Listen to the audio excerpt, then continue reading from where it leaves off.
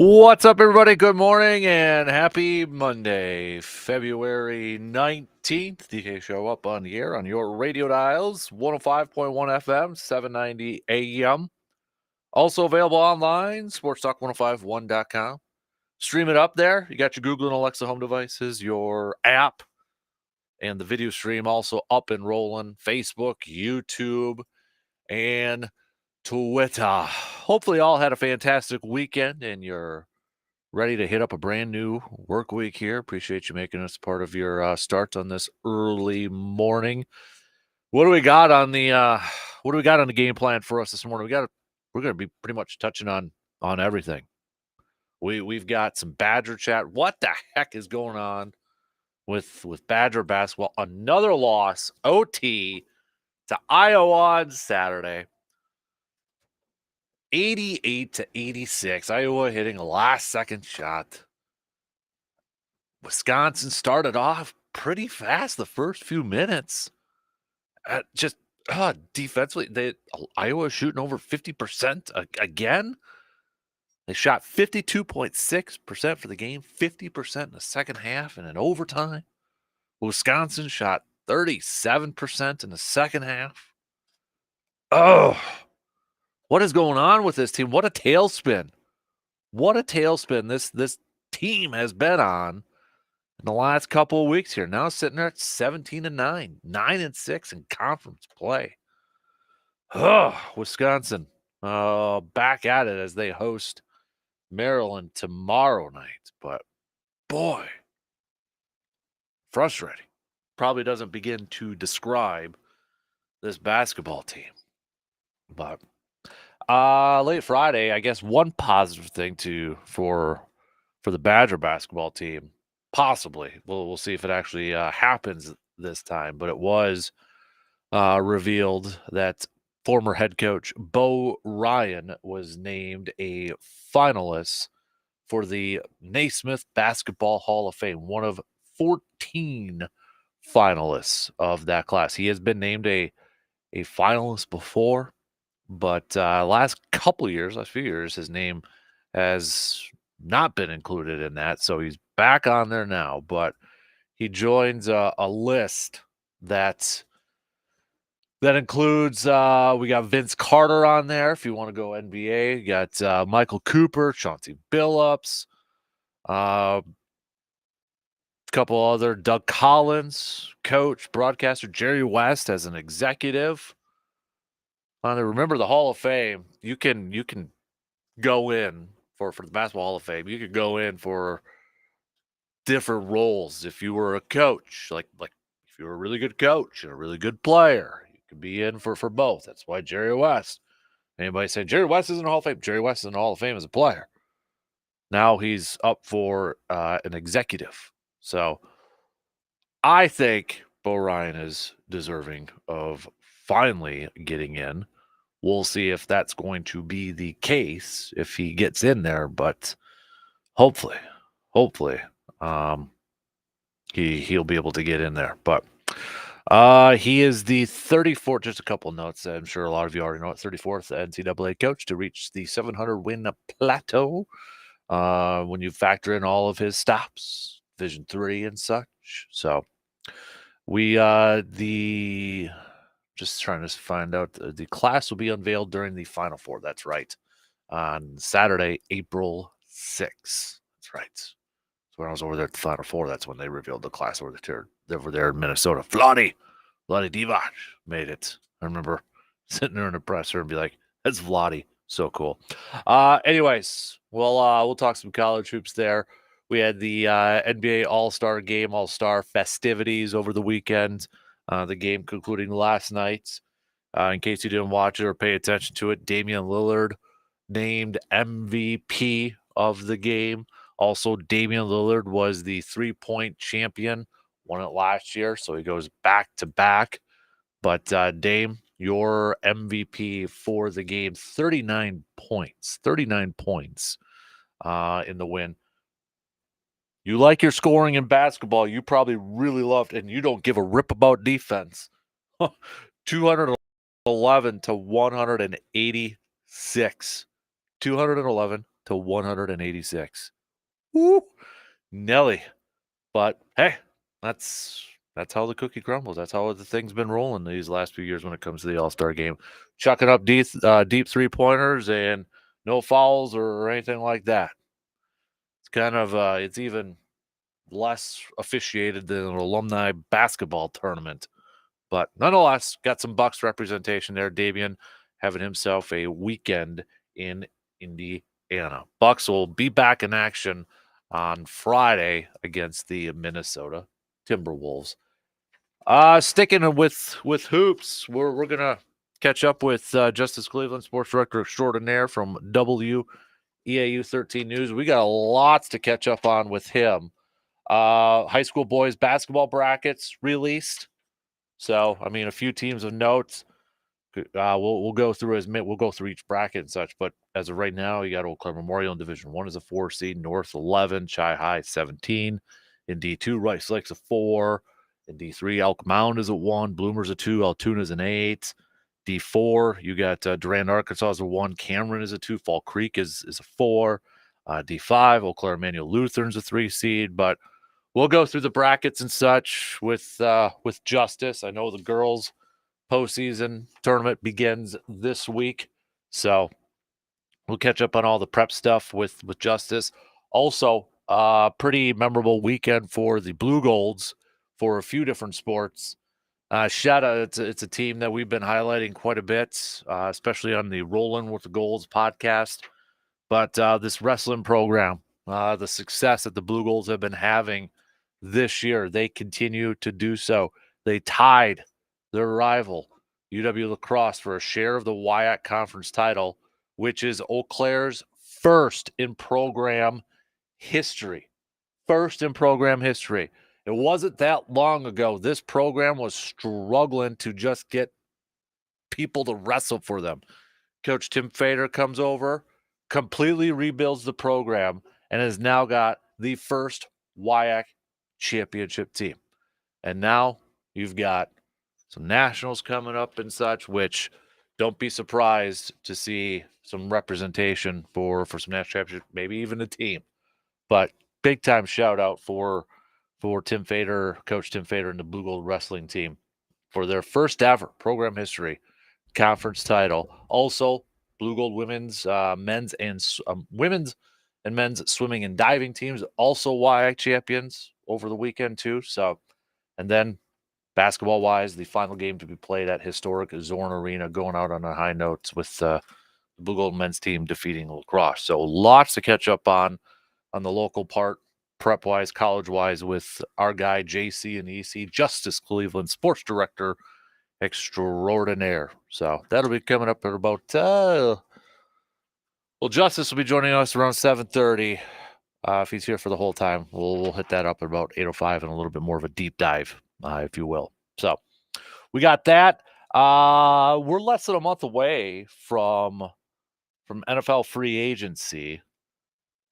And now we've got, teams can start to that window's open for franchise tags and all that sort of stuff. And Green Bay is probably not going to franchise tag anybody at this point, but nonetheless, with less than a month away from free agency, is there a player, or maybe there's a couple that have generated some curiosity for you? Maybe you'd be like, you know what, I'd really like Green Bay to go after that player. I'd really like them to target that player, maybe bring that player in.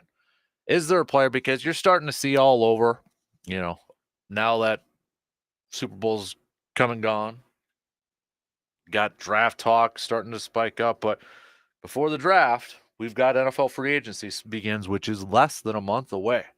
It's less than a month away now. So is there a name? Maybe there's a couple names that kind of, maybe let's kind of focus on guys who are not Packers free agents. So like Keyshawn Nixon and such. Maybe an outside free agent. Has there been a name, or maybe there's a couple that have floated around, been rumored around, that have spiked your interest a skosh? Think about that for a little bit. We're going to talk some baseball here too, with spring training rolling. Pitchers and catchers reported last week. We've got our first spring training game coming up on Saturday, people. That's when it's really going to start to get real here. So the first spring training game coming up Saturday for the Crew. An interesting story that popped up from The Athletic from Ken Rosenthal on Saturday morning. And we shared it up on our Facebook page when it first happened, or at least I did on my Facebook page when it first happened or reported. Sal Frelick getting some time in the infield. There was a report from Ken Rosenthal. There was, I should say, more of a story, but he'd been working with Dustin Pedroia in the offseason. Dustin Pedroia, the former second baseman, longtime second baseman for the Boston Red Sox. But Sal Frelick been learning to play the infield. Could we see that this season at some point? And once that story dropped, you got the Brewers, then was it yesterday or maybe it was late Saturday with some workouts, posting a video of Sal Frelick getting some work over at third base. So it was a topic that we have discussed on and off at various points. The depth that they have in the outfield, the younger depth that they have in their outfield, who's the odd man out, would probably assume that trading from a position of, where they've got some good depth, who would be that odd man out? Would it be Weimer? Would it be Garrett Mitchell? Then there was also a report, was it Friday or such, that the Padres were interested in Sal Frelick? But maybe this is the way to get these young guys all involved at some point in time. What do you think about potentially Sal Frelick playing third base, playing in the infield? So we're going to go through. I know a lot of you probably maybe don't have subscriptions to The Athletic and such from Ken Rosenthal, but we'll go through some of the main details from this. But what do you like about the Brewers maybe potentially trying to come up with different ways, creative ways to get all of their young guys on the field, getting their bats in the lineup? Thumbs up? Don't know. Here's the thing, too. We don't know how it's going to work out, but do you like the idea that they're at least keeping an open mind and maybe trying to come up with creative ways to get these guys on the field altogether? So we'll hit that up. It is a weekend hangover. So who was the best, or what was the best and what was the worst from the last couple of days, story-wise, team-wise, player-wise? I've got my list. You can hit me up with your list just with a quick text on that Shoe Doctors bullpen line at 715-830-1912. Also, our segment, Are You Serious? Kind of like a fun fact, crazy statistic or something like that. We'll get to that coming up a little bit later. I'll probably do that about 6:45 here this morning. So let's jump into it on this Monday morning, shall we? We're going to hit up everything. We're going to talk some hoops. We got lots of hoops to talk about. What the heck is going on with this Badger basketball team? Bucks All-Star. We got a few days left until they pick up their second half of the season. But depending on what telecast you were watching, if you were even watching a little bit of the All-Star game, Bucks were kind of a hot topic of discussion. Like, what the heck is going on with the Bucks? We'll see what you guys have to say, what you guys and gals have to say about Packers free agency. If there's anybody you have your specific eye on, realistically too, let's try to keep it realistic at this point. I mean, we all know there's a few players out there. It's like, yeah, that's no. But I've been seeing blogs too. Not to get off on a tangent too, but I've been seeing blogs and people on social media, which can be a dangerous thing, talking about the Packers should trade Christian Watson and draft another wide receiver and all that sort of stuff. I mean, what are your thoughts on that? I ain't buying that one right now, but nonetheless, there's that talk out there. Plus, we'll throw in some Brewers chat coming up here too. I'm curious about this Sal Frelick thing. That's why I kind of want to hit that up and get your thoughts on it too. So we got lots to get up or catch up on. Let's take that first break and we'll get the lead off going on this Monday morning. Start hitting me up with some texts, all right? Join in on the convo, 715-830-1912 on that Shoe Doctors bullpen line. We'll be back in just a few minutes.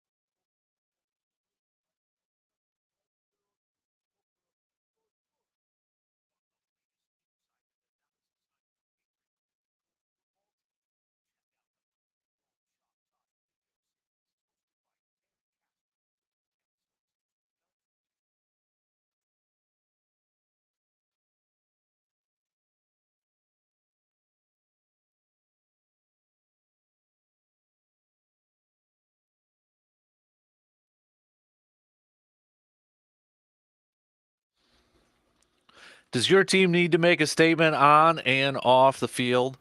Whether you're managing a sports team or a business team, Resonance Branding Company knows that looking good matters. For custom apparel, banners, and signage, online merchandise stores, printed products, and so much more, Resonance Branding Company is your one-stop shop. High-quality decoration, affordable products, quick turnaround time, and top-notch customer service. Resonance Branding Company is here to help your brand resonate with your audience. Check them out at resonancebrandingcompany.com or visit their shop in Altoona today. Resonance Branding Company, the official swag sponsor for the program in the Man Cave podcast. Let's what up, Greg? Too. Greg saying good morning on the video stream. What up, dude? How you doing, man? Appreciate the good morning shout out there. G-Man also, DK on Wisconsin will win the next game. I sure hope so, man. I don't have any confidence with this team, though. Bo was the best coach that Bucky ever had. Dame time was awesome in Indy yesterday. Way to go, UWC. And all the sports they play. P.S. Brewers will win the World Series this year. All right. Shall we begin this morning? I want to talk a little Brewers since, hey, we got a spring training game. I know it's spring training and such. It's kind of like preseason games and getting geeked up about that. But getting actual games on the field, right now I'm kind of, getting in that mode, watching some of the video clips of that ball hitting the glove with pitchers and catchers and such. The sound of that leather, one of the best sounds in all the sports, or the crack of the bat, too. Two of the best sounds in all the sports there. But I'm really intrigued with this piece by Ken Rosenthal from The Athletic, talking about the Brewers and a potential, I wouldn't say a full-on position switch, but something none of us really thought about. I mean, the one person we thought about that could maybe play some infield was, could Christian Yelich go over there and play first base? And Brewers shot that thing down a few months ago. Matt Arnold shot that thing down as soon as that started to kind of trickle out there. Nope. And I wouldn't say 100% close the door, but I mean, right now it's like, nope, nah, that's not going to be a thing. But this article, this story from Ken, long time baseball insider, I thought was pretty intriguing when it dropped on Saturday morning. But Sal Frelick getting some time, getting some work, I should say, in the infield. In fact, spent the offseason working with Dustin Pedroia, the former Boston Red Sox longtime second baseman. He spent some days instructing Frelick on the finer points of infield play. Frelick saying, I want to be a baseball player before I'm an outfielder or an infielder. I just want to be a true ball player. Pedroia saying he's a great kid, works his butt off. We covered infield play, angles, positioning, preparation. He did great. It's in his bag if the team needs him to fill an infield spot. Now, Frelick, if anybody's wondering, has he had any experience before in the infield? Playing wise, like at any level. He played shortstop in high school. Summer leagues, he played second, short, and third before his freshman year at Boston College. And again in 2020. So his freshman year at Boston College was in 2018 and again in 2020. But he didn't play infield in college. And he has not played in the infield in pro ball since the Brewers drafted him in 2021. Now, there's a connection between Dustin Pedroia, Sal Frelick, and the Brewers. Now, Sal Frelick, obviously, going to the Boston College, being a Massachusetts native, very familiar with Dustin Pedroia, one of his favorite players, but also Pat Murphy. Pat Murphy's got a connection with Dustin Pedroia. Used to coach him back in the day, too. So there's that as a connection. Pat Murphy was actually the one who arranged these workouts. He was Pedroia's coach at Arizona State. So, and he got permission. Pat Murphy apparently got permission from Matt Arnold, general manager, to go this route. Now, when you look at the comparison, Sal Frelick is a little bit of a smaller dude, about 5'9". So he's not like a Joey Weimer type out there, just towering in the outfield and such. But the first name that kind of comes to mind here, I think, or maybe comes to mind for a lot of people, could it work out this way, is Mookie Betts, right? Mookie Betts, Gold Glove winning outfielder. And then, Dodgers just get all these other dudes to come over and sign up. And now you got Mookie Betts playing second base, playing in the infield for the Dodgers. And, just kind of looking on social media, that's where a lot of people were, ooh, could be that kind of route. Now, to be fair, Mookie also played some second base in his early years for the Red Sox and such. So, I mean, he had a little bit more experience playing in the infield before transitioning pretty much full time to second base or in the infield here with the Dodgers. I shouldn't say full time there, because he still played over 100 games. In right field, played about 70 at second base, 16 and at shortstop. I mean, the guy, Mookie Betts. I mean, Mookie Betts. If you're putting any player comparing to Mookie Betts, that's really high praise, and that's not necessarily doing a favor to Sal Frelick right away to put those type of expectations on there. But nonetheless, that was a name that was kind of being thrown out there as a comparison sakes. But Mookie, again, a little bit more experience playing in the infield, so a little bit easier of a transition for him. So I don't think the Brewers, and it says in the article too that the Brewers do not expect Frelick to be Mookie Betts, who moved seamlessly between right field, shortstop, and second base for the Dodgers. But Pat Murphy seems confident that Sal Frelick could potentially do that, saying if anyone can make that transition, it could be him. And lo and behold, after this article dropped, released, whatever we want to say, Brewers posting a video from spring training. Who's getting work at third base? Sal Frelick. I'm intrigued with this move. I'm intrigued with it. I don't really have any expectations at this point in time. I'm not like, okay, you're going to put Frelick over there in the infield. I'm expecting Mookie Betts type play. Let's go. I really don't have those expectations right now, but I'm intrigued with it, and I like the fact that Pat Murphy, that the Brewers are looking at potentially different ways to put their best lineup out there. I mean, for the longest time in all offseason, we were talking about, I mean, it's been a major talking point. Who's the odd man out in this young outfield when you factor in Christian Yelich still getting playing time in the outfield? You got Jackson Chourio signed up long-term, whether he begins the season, whether he's on the opening day team starting lineup, or whether he begins in AAA, who knows? But we know we're going to see him sooner rather than later now. You got Jackson, he's the future. Garrett Mitchell, Joey Weimer, and Sal Frelick. Then you throw in Yelich. It's like, okay, you can only play 3 outfielders and 8 slow pitch softball, where you can have 4 outfielders out there. You can only have 3. And okay, DH, but then you got Rhys Hoskins coming over, possibly Gary Sanchez now. We'll see if that finally becomes official at any point in time. But we know the Brewers like to rotate guys in and out from that DH spot. So it's like, okay, who's the odd man out? We just assume maybe somebody was going to get traded. But I appreciate the fact that the Brewers would be like, you know what? Is there a possibility here that one of these guys can make a potential position change? And I don't think it would necessarily be a full-on one. And maybe this is where the comparisons for Mookie Betts could come in.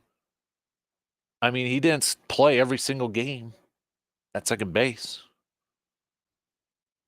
If you can get a guy, if you could make Sal Frelick a player that, you know what, one day he can start in right field, but the next day he can start at second base, depending on pitching matchups and what you want to put in there for the lineup. I like that the Brewers are looking at every possible scenario to try to put together their best lineup. to possibly put together their best lineup. We know third base right now is kind of a position that's up in the air for the Brewers. Whether it's Andrew Monasterio, whether it's Tyler Black, do we put Sal Frelick now into that question or into that equation? But I think I'm intrigued with it, and I like the fact that the Brewers are potentially looking at this and maybe adding some versatility to this lineup. I like it. Trying to get your best players all in that lineup on the field at the same time.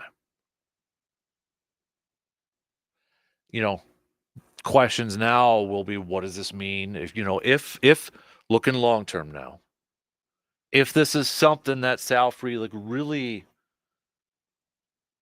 does well, plays the infield really well, maybe he's better suited at second base than third base, whatever the case may be.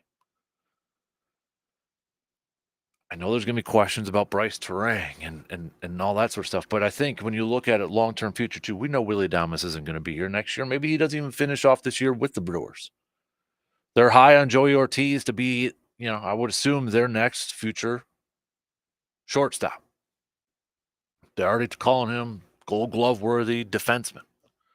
So let's assume Joey Ortiz is going to be your future shortstop. Kind of thought maybe it was going to be Bryce Terang after Willie Adames, but maybe Bryce Terang settles down into that second base spot. You hope his offensive numbers get better, get a little bit better, get a little bit higher. Okay, Bryce, we know he's got great defense. I mean, call me a homer all you want, but I thought he should have gotten some recognition for some Gold Glove work over there at second base for some of the plays that he made. So you got him maybe potentially locking down that second base, which I think defensively at second base with last year with the banning of the shift, you need some good speed and you need some solid defense over at second base more so than you did in years prior, which I think having a guy like Bryce Terang over there would be critical. But you still have a potential opening at third. Now, could that be Tyler Black? Maybe. We've had our guy Brandon Berg on talking about, hey, he might be a guy that transitions to first base. Maybe better suited over there. All right. Maybe there's a possibility that in 2025, the infield for the Brewers, the starting infield for the Brewers, looking long term, 2025, it could be Sal Frelick at third, Joey Ortiz at short, Bryce Terang at second, Tyler Black at first. That's an incredibly young infield, but a young infield with boatloads of potential. I don't see, and I could be completely wrong, I don't see Sal Frelick being a full-time infielder this year. Don't be surprised to see him getting some starts or getting some games in there, though. I could see him getting some starts, and then maybe, as the game moves on, Brewers are in a lead or it's a tight game, he gets subbed out or changed out for defensive purposes. Wouldn't be surprised with that. I like this. I like that they're thinking outside the box, and I hope it works out. I hope it works out if he can do it. I mean, Pat Murphy's saying he reminds him a lot of Dustin Pedroia. That's high praise, too. Pedroia was a really good second baseman for a long time with Boston. But we shall see. There's a storyline now to follow in spring training. I hope he gets some games. I hope he gets some action in the infield in these games. I would expect him to, with this kind of being out there now. How many, though, that kind of remains to be seen at this point. All right, let's take a quick break. We'll finish up the first hour here. Are you serious? A little fun facts, fun nugget coming up after this quick break.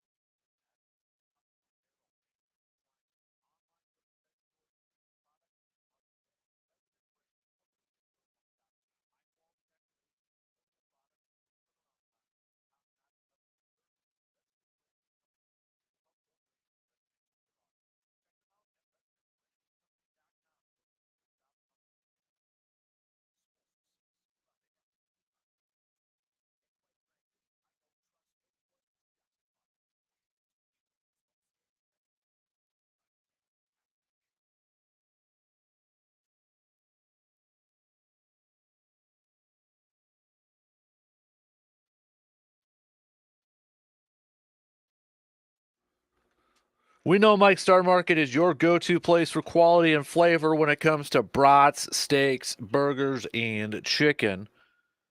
Mike's is also your go-to place when it comes to snack sticks, jerky, and now freeze-dried candy. So many different flavors of freeze-dried candy that you will want to try them all. Whenever you walk into Mike's Star Market, you're likely to find something new to try. It's what I do every time I walk in there, man. It's almost like you're on a scavenger hunt when you head into Mike's Star Market. So whether you're looking for something to make for dinner or to stock up on some different snacks, head on over to Mike's Star Market on the west side of Eau Claire. All right. Are you serious? Kind of a little fun nugget. Stats, that sort of stuff. Let's go to the All-Star game from last night. In that high-scoring affair. Holy, over 200 some points. I mean, I guess if you like offense, you probably really appreciate that game. But Damian Lillard, MVP of the game last night, putting up, what do you have? 39 points in the Eastern Conference, leading the Eastern Conference to a win over the Western Conference. So he got the MVP last night. He also defended his crown as a three-point champion on Saturday. Get this. He is the first player since Michael Jordan in 1988. You got to go back to 1988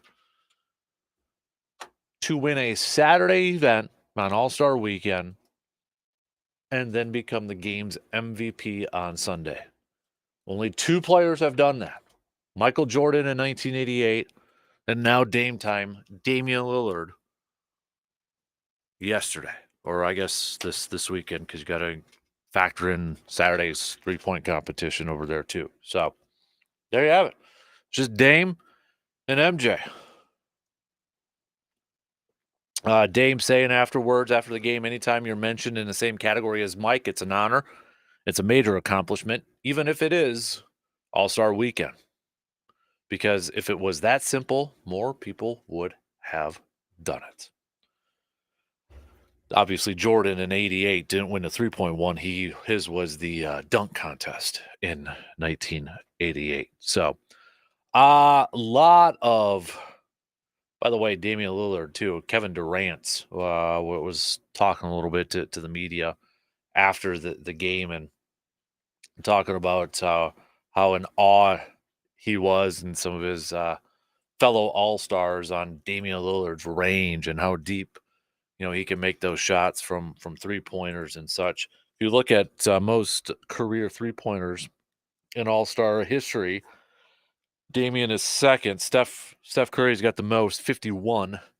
Damian Lillard, 42. LeBron's actually got 41, and then James Harden is on there at 39. The first three, Steph, Damian, and LeBron, have all won MVPs.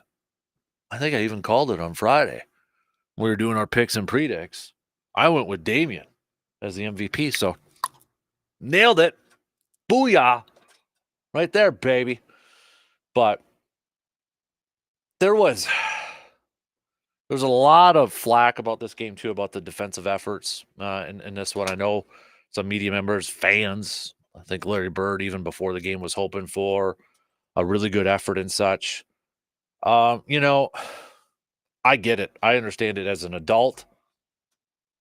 It wasn't an entertaining game for me. I watched a little bit of it before my 6-year-old had to go to bed. My 6-year-old loved it. And like I've said, when it's come to the Pro Bowl and such, that Pro Bowls and All-Star games don't mean a whole lot for me anymore. I've gotten it in my mind and I've gotten it in my head. I've been finally convinced after all these years, it's for the younger fans. It's geared towards those kids, those younger fans. Pro Bowl, NBA All-Star game. Kids love seeing the high-scoring, deep shots, all that sort of stuff. Whether you agree with it or not, it's geared towards the younger fan base. Because I guarantee you a majority of those voters who voted for those players too are younger fans. And that's why it boils down to whenever we ask the question, like, what's your favorite All-Star game? Which game do you enjoy the most? Majority always go with Major League Baseball. It's the Major League Baseball All-Star Game. Why? Because it resonates. It's more like a real game. Lower scoring. It feels like a legit game. You got defense that matters. You've got, you know, pitchers dueling hitters and such. Pitchers aren't going up there and just lofting, you know, balls to make it a home run derby. It's a legit game. It feels like a legit game. Pro Bowl, they've got it down to a flag football game. The All-Star game, it's changed. It's changed to where now it's just like we're going to do fancy alley-oops, we're going to do dunks, and we're going to chuck up deep three-pointers. Whether it's right or wrong, whether you're, it's can tell you from personal experience, my 6-year-old really enjoyed the game watching the first quarter. That's all we will let him watch, but he loved all the scoring and loved all the three-point shooting and such. So that's, I mean, I wasn't a fan of it. I don't think a lot of the older sports fans out there appreciate it. I know a lot of the writers and media members for basketball didn't, but again, I think it's geared towards the younger fan base. So what I don't know what you can do to change it at this point. I don't. They're not going to get rid of it. I saw David Aldridge kind of tweet saying you might as well get rid of the game. They're not going to get rid of it. It's not going to happen. It's a money generator. Garners interest. You got celebs that still show up courtside to that thing. I mean, how many times, if you were watching the game a little bit last night, maybe with your youngster, how many times did they flash the camera towards a celebrity? It's a goof-off event. It's what it is. It's a goof-off event that makes them a little bit of money, garners them a little bit of attention. That's what it is.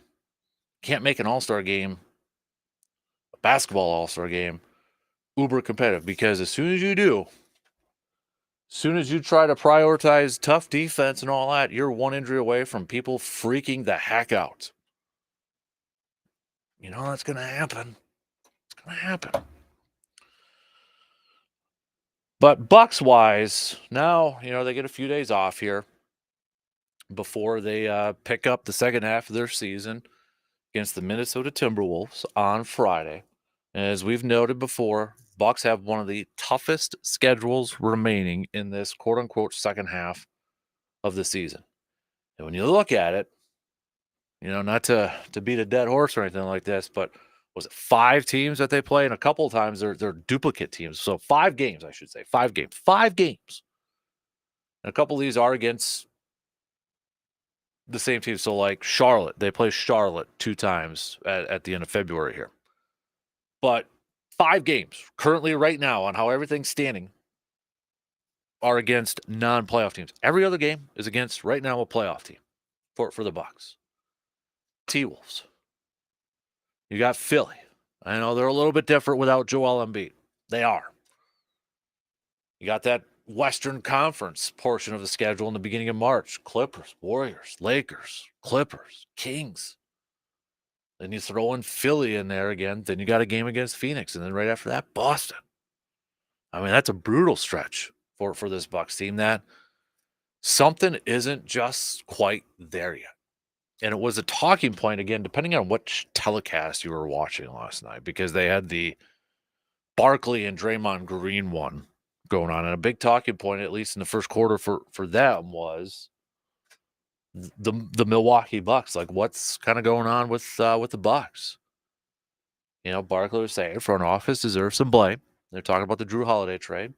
Draymond was saying, at what point do you start to kind of give Giannis some of the blame too? Because maybe these were moves that were made for his wishes and such. But this is now when we get to that second half starting on Friday. It's go time. Guys, no more excuses. No more, the adjustment period. They're working through some things. You don't have that luxury anymore. We got to start seeing some good basketball, some consistently good basketball, not just a good game here. And then a day later, it's like you're losing to a depleted Memphis Grizzlies team. Consistently good. consistently good basketball. Too talented. Don't waste this year. You cannot waste this year. Too talented to not make a deep postseason run. I mean, it's going to be tough to try to beat Boston in a 7-game series if it gets to that point. Cleveland's playing really good. Knicks are playing some solid hoops. There's going to be some tough series, but this team, this Bucks team, is way too talented to just waste this season and not be a championship contender. So once this second half, this quote unquote second half, tips off on Friday against the Timberwolves on the road in Minnesota, let's start to see some consistently good hoops. Let's start to see some consistent good play. Complementary basketball. Okay, your defensive numbers are getting better. But we gotta play some complementary basketball because while our defensive numbers have gotten better, the offense is kind of taking a hit too. Got to find that happy medium that makes you a well-rounded machine, a well-rounded basketball team, because champions are well-rounded, not just good in one single area. You got to be pretty darn good all across the board. Everybody's got to step up. Bench play's got to be more consistent.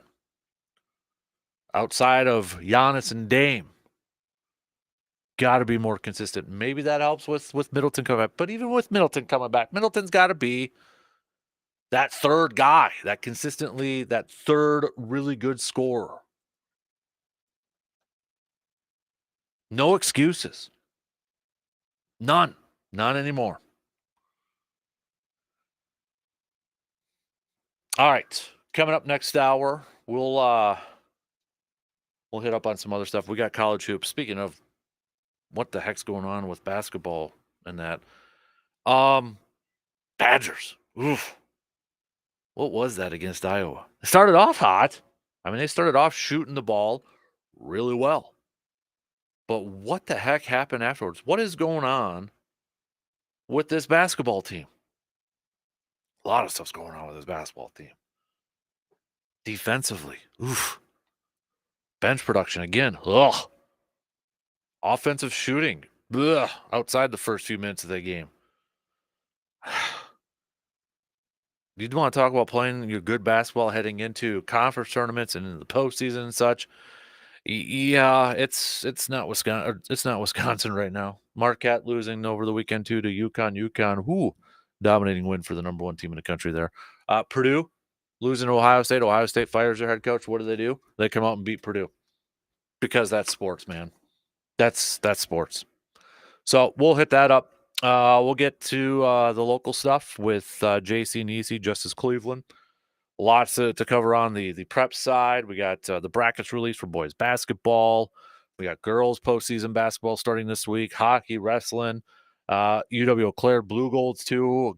Memorable weekend for a few different areas. Wrestling getting their first WIAC conference title in program history, sharing it with lacrosse after the WIAC tournament this past weekend. Blue Gold men's and women's swimming and diving teams, WIAC champs, and then the final game, basketball game at Zorn Arena, going out with a win with the men's team picking up a win over the weekend too. So lots to cover and catch up with JC Justice Cleveland, sports director extraordinaire, starting at the bottom half of this hour.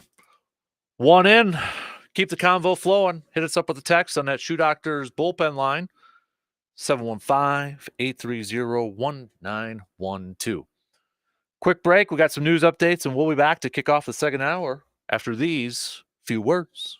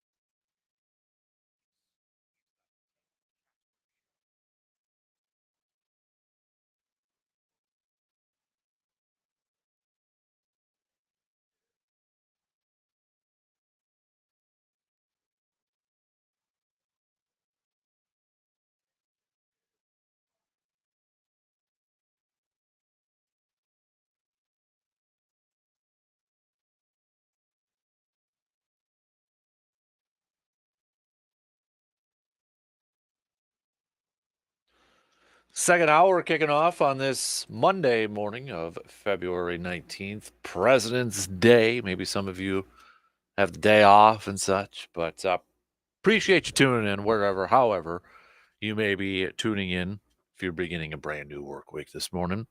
Coming up, we'll get back to some more Brewers talk. Want to talk about the Sal Frelick potentially maybe converting to infield. We spent good portion of the first hour hitting up on that first spring training game for the crew this weekend, 24th, coming at you Saturday. Already gonna be here, man. So next month, opening day. Hey, speaking of which, really quick, opening day, we're gonna have a little opening day party at our good friends over at High V. That's going to be on March 28th. We'll start it up at around 11:30. So put it on the calendars, okay, G-Man? Put it on the calendars. March 28th at 11:30. We'll have a little opening day party with Milwaukee taking on New York that day. But we'll have some fun. I saw Hy-Vee had posted on there too that I'll just read it to you. They say it's National Something on a Stick Day too. Tell us what you want on a stick, and we'll try it at the party. All right, the door is open. You want to come with some creative ideas? Here you go. All right, they have officially opened the door for you. National Something on a Stick Day. Hy-Vee saying, "What do you want?" And they're going to try to make it. So, but again, put it on your calendars. March 28th, our opening day party at Hy-Vee. All right. So we're going to get back to some baseball talk coming up here. We just talked a little Bucks with the All-Star festivities this past weekend. That's all in the books. They get a few days off here, and then they'll pick up the second half of their season on Friday against the Timberwolves. Going to be catching up. Still believe we're going to be catching up with him. Mr. Justice Cleveland, sports director extraordinaire from WEAU 13 News. What a crazy busy weekend, and what a busy time of the year it's going to be for him and our good buddy Brandon. So we appreciate those two for taking some time each week with us and helping us break down the local sports, kind of our local sports roundup brought to you by Amundsen's Appliances. But we've got high school boys basketball brackets being released yesterday. We'll go through that. We've got the postseason begins for girls basketball this week. We've got hockey going on, wrestling individuals at state. Then on the college side of things, Blue Golds, the wrestling team for the first time in program history, WIAC title, sharing it with lacrosse, but nonetheless, what just a turnaround these last, ever since Coach Fader was hired, brought in, and it wasn't that long ago this program just had a few wrestlers. So now maybe you're talking about WIAC championships, but they got some pretty darn high expectations with nationals too. So then you had men's and women's swimming and diving, WIAC champions. And then the final game at Zorn Arena, Blue Gold boys basketball picking up a win there too. And plus, we got hockey, Blue Gold hockey going on too. Lots of local stuff heading down the wire here. So JC will help us break it down coming up here in just a little bit here. So, you can tell a lot to catch up on. Badgers, though, what the heck is going on with this Badger basketball team right now? It ain't good. It ain't good. I mean, the nice positive thing. Let's rewind it here a little bit. So Friday, it was revealed that Bo Ryan named one of the 14 finalists for the Naismith Basketball Hall of Fame. One of the 14th finalists. He had been named a finalist before, but in the last few years, his name wasn't out there. And now he's back. A finalist must garner a minimum of 18 votes from the respective honors committee to be enshrined into the Basketball Hall of Fame. So they've got 24 voting members. A finalist must garner at least 18. 18 of those. The class will be unveiled during the Final Four in Phoenix on Saturday, April 6th. I don't think you'll find too many people, especially Badger fans, that don't think Bo Ryan should be included in there. It encompasses his entire basketball coaching career, not just what he did with the Badgers, but obviously the run he had at UW Platteville. 4 Division III championships. He's already a member of 8 Hall of Fames, including 2017's induction into the National Collegiate Basketball Hall of Fame. He is the 34th NCAA coach to reach the 700 win plateau. Now, the other finalists in this group, probably the names you probably recognize the most, Vince Carter's on there. I think Vince is going to get in. Chauncey Billups, Michael Cooper. I was kind of surprised Michael Cooper wasn't there. That's a Lakers team that had boatloads of talent, so maybe he kind of got a little overshadowed there. Doug Collins as a coach / broadcaster. And then Jerry West is named as a finalist as an executive. He's in as a player. Remember, that's the thing with like the Basketball Hall of Fame. You can get in different ways. Like there's been teams that have been inducted. There's been people inducted as a player and then inducted again as a coach or possibly an executive. So there's different avenues. You could get in a couple different ways. A few different ways, to be honest with you. But I hope Bo gets in. I think he deserves it.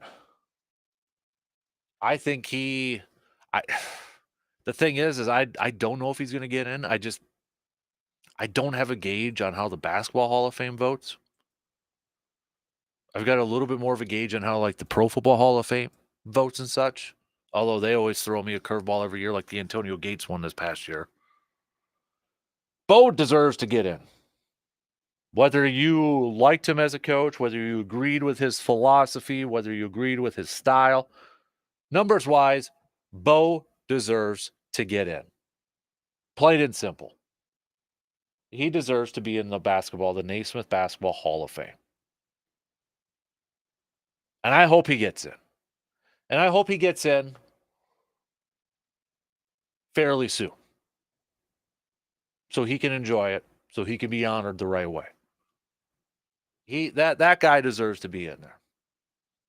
And I hope he gets his respectful place in the Naismith Basketball Hall of Fame. Now the Badger basketball team, on the other hand, what is going on with this group? I mean, goodness gracious. Saturday's game against Iowa. Not to kind of reveal some go back and have some bad taste in your mouth. Kind of the weekend hangover here. You know, what's been the best, what's been the worst of the weekend and such. But, you know, with this basketball team, it's frustrating. And I don't know of another word that I can use on the air without getting in trouble. But it's just, it's confusing. Like, if you had to use one word to describe this Badger basketball season, and it could be clean, like something that I can, use on the air and such, like what would it be? Confusing, irritating, frustrating, disappointing. There's so many other words I want to use. I can't.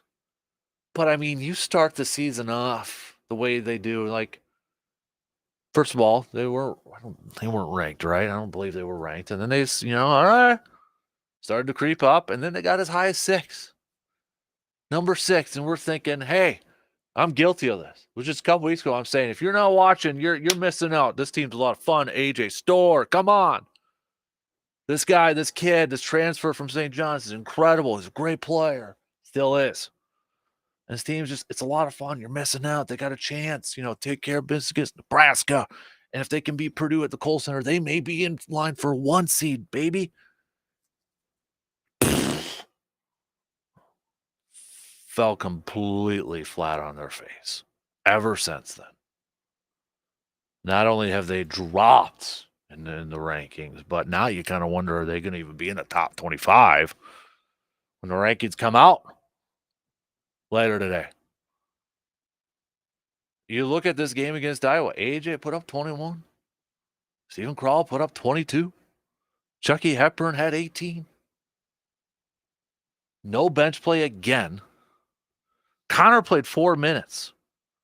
Blackwell came back, the freshman coming off the bench from injury, played 13, had 4. Winter had 6 points right away, and then nothing. But it was, again, defensively, Badgers, I mean, give Iowa credit. They shot the ball well. I mean, you look at their percentages, and Iowa shot from the field 52.6%. Here's the kicker, though, okay?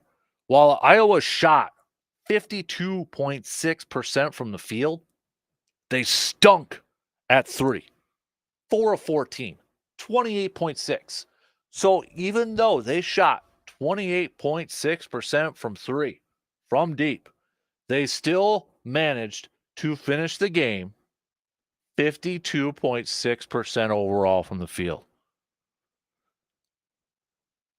That's practically almost lights out from inside the 3. If you do the math. I don't think I need to do the math for you. And then Iowa held Wisconsin in the second half, 37% shooting. And the thing is that Wisconsin, they started off the game pretty, dang good, I thought. I thought they started off really good. The first few minutes, like, okay, Wisconsin's kind of in control, feeling it a little bit, jumping out to a nice lead. Wisconsin opened up 17-6 in the first few minutes of the game. Thinking, okay, maybe after that win against Ohio State, got the monkey off their back, got that little chip off, whatever we want to call it, and be like, okay, here we go now. Nope. Hawkeyes and Badgers too were like 12 of their first 15. And then the Hawkeyes rallied back, got it down to just 4. It was 47-43 at the half. And Iowa just controlled it. Overtime, Wisconsin and Iowa getting it with the shot, just last second shot. It's just, frustrating, annoying. Greg Gard after the game saying, talking about his defense, we could never get our heels dug in. They constantly had us off balance, and we could never get enough stops. We got some stops late in the second half, but that was the tone of the game. Also went on to say, even though we were scoring at a really good clip, they were still scoring at a good clip. Defensively is where a Lions' share of this game, in terms of the faults that we had, will be assessed at. Talking about his defensive play. And Wisconsin, again, here's another nugget for you. They scored the first points of overtime, but didn't score in the final minute 46. How many times have we talked about a Wisconsin basketball team inability to score in the final minutes of a game? It seems like we've talked about that at length. Whatever it is, who's that closer? Who's that guy? Right? You've got the teams, these basketball teams out there, these good ones that you've got your closer. And they don't got it. You'd think it'd be a guy like Storr, but maybe they're not getting the ball. I don't know. That guy, you want the ball in his hands. You want the ball in his hands when it's crunch time to close it out for you. I don't got it. Right now in conference standings, Wisconsin's now tied with Northwestern and Michigan State for third. Wisconsin does hold the tiebreaker. They hold the tiebreaker right now in terms of seedings for conference tournament and such. But you get, again, Michigan State. What did we say at the beginning of the year? Michigan State. They're going to start off slow. They have a tough schedule to begin with, but never count them out towards the end. And look at right now. Wisconsin's now tied with them, 17-9. But 1.5 back from Illinois for second place. Purdue, even with the loss to Ohio State, still holding on to a 1.5 game lead over Illinois for first place in the Big Ten. Next up for Wisconsin, going to be a game Tuesday night against Maryland. Just five games left in the regular season. Home against Maryland. Next week at Indiana. Home against Illinois. Home against Rutgers. And then they wrap up their regular season, on the road against Purdue. The other state team, well, I mean, there was other state teams in action too, but the big game that we were kind of focusing on the other day here was Friday. UConn and Marquette. Battle of two top 4 teams in the country. Marquette maybe had a really good shot at potentially moving up into a number 1 seed status, but UConn kind of showed why they are the number 1 team in the country. 81-53. 81-53, defeating Marquette. These two teams are going to have a go at it again. They will face each other on March 6th. This time it'll be in Milwaukee. But hopefully Marquette will be able to have a little bit better of a showing here. Marquette's actually got 6 more games left in the regular season coming up here too. Their next one up is DePaul on the 21st. But hopefully they'll be able to bounce back from that one. They're probably going to, I don't know how far they're going to, I mean, again, it's college basketball again. I mean, you've got upsets all over the weekend. Maybe more towards the back end of some of these rankings here. Yeah. Not really any top upsets too much here, but we'll see how it all plays out, how far Marquette falls, how far Wisconsin falls in the latest rankings. I don't have a good idea where they're going to be at. Could be outside that top 25, man. All right, let's take a quick break. We'll switch gears here a little bit. We'll talk with Justice Cleveland, sports director extraordinaire, WEAU 13 News.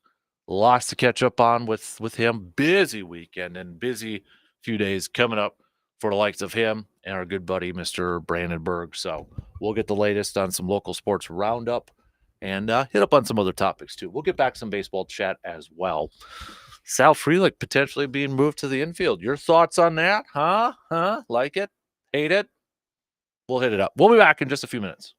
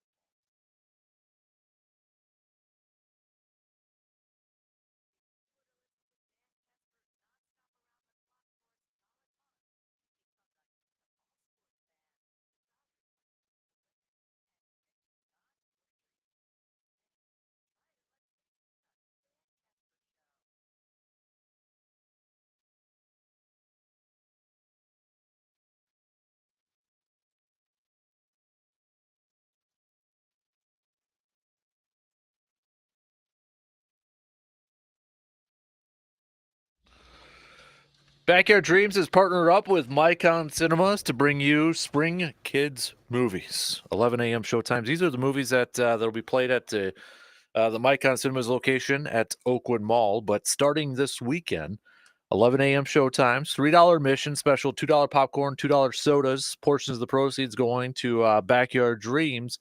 First up, though, for the 24th and the 25th, the cinematic classic Little Giants, baby. Yes. The annexation of Puerto Rico. Oh, yeah. So the entire list is up on our Facebook page and Mycon's, but quick note, it's the OG after that, the original Bad News Bears, Walter Matthau. Yes. Prepare your kids for maybe some questions on the language. Exactly. Then you got Kicking and Screaming with Will Ferrell. Bingo. Then Field of Dreams, which is perfect timing with opening day. And then again, another cinematic classic, the original Michael Jordan Space Jam. Yes. Best soundtrack of all time. Talking basketball. Yeah. So we're not going to sing today at this point in the morning. But Little Giants, oh yeah. Got John Madden, Emmitt Smith, Bruce Smith. Ed O'Neill. Rick Moranis. Rick Moranis, underrated. Yes. That was his era back in the day. Oh, yeah. So. The mid-90s, late 90s. Then he just retired to raise his kids. Yeah. Yeah, because his wife passed away, wasn't it? And I think he stuck around or not stuck around, but retired to right. And now, raise his kids. So I think there's rumors he'll be in the latest Ghostbusters. I hope so. Yeah. I saw him on that commercial with Ryan Reynolds. Right, Ryan Reynolds, the Mint Mobile. Yeah. So I don't know why we're mentioning the name. Like Ryan Reynolds is gonna give us anything, but no. And of course, an SCTV. Mm-hmm. He was classic there. The Great White North. Yep. God, Rick Moranis was like the dude in the early 90s. Yeah, Honey, I Shrunk the Kid. Kid. He was just everywhere. Yeah. Spaceballs, Ghostbusters, like you mentioned. So Spike, Icebox, I mean the whole shebang. It's a Rick Moranis Monday. Yeah, it is. We got Justice Cleveland, sports director extraordinaire, in studio with us here this morning. And you know what? Let's just jump right into it. Our local sports roundup brought to you by Amundsen's Appliance. Because what a weekend for a lot of different stuff here. Yes. I want to start off with the Blue Golds, a program that we have talked about a few times this year. But then when you kind of put it in perspective where they were just a few years ago, this Blue Gold wrestling team, now first time, they shared it with lacrosse, but first time in their history, WIAC champions. What the job that Tim Fader has done with this group has been, this program has been extraordinary. And they're not done yet either here, because don't be surprised if maybe some nationals kind of coming up here, but what a weekend for that group. Oh, it is. I mean, this is a program that was on life support in the mid-aughts or whatever you want, not aughts, tens. And then Tim Fader comes in, great hire. That was just a perfect hire for this program. Builds it from the ground up. Yeah. And now everything's paying dividends. You win a conference champion. You've got guys who are, getting their 100th win one after another, getting those conference titles as well. And now nationals coming up. So yeah, they just keep growing and growing and then making those next steps. You set those goals, they surpass those goals and go to the next one. So it's been fun to watch it grow. Yeah. And I know you mentioned him last week too. Izzy though. I mean, the story of, him coming back, right? I mean, just coming back because he last wrestled in the early 2010s. I believe. Yeah, I mean, he was wrestling when I first got here. I mean, middle of when I got here, because it was Jen Chapman knew him pretty well, and she hasn't been here since 2014. So and he wins an individual title. Yeah, at it.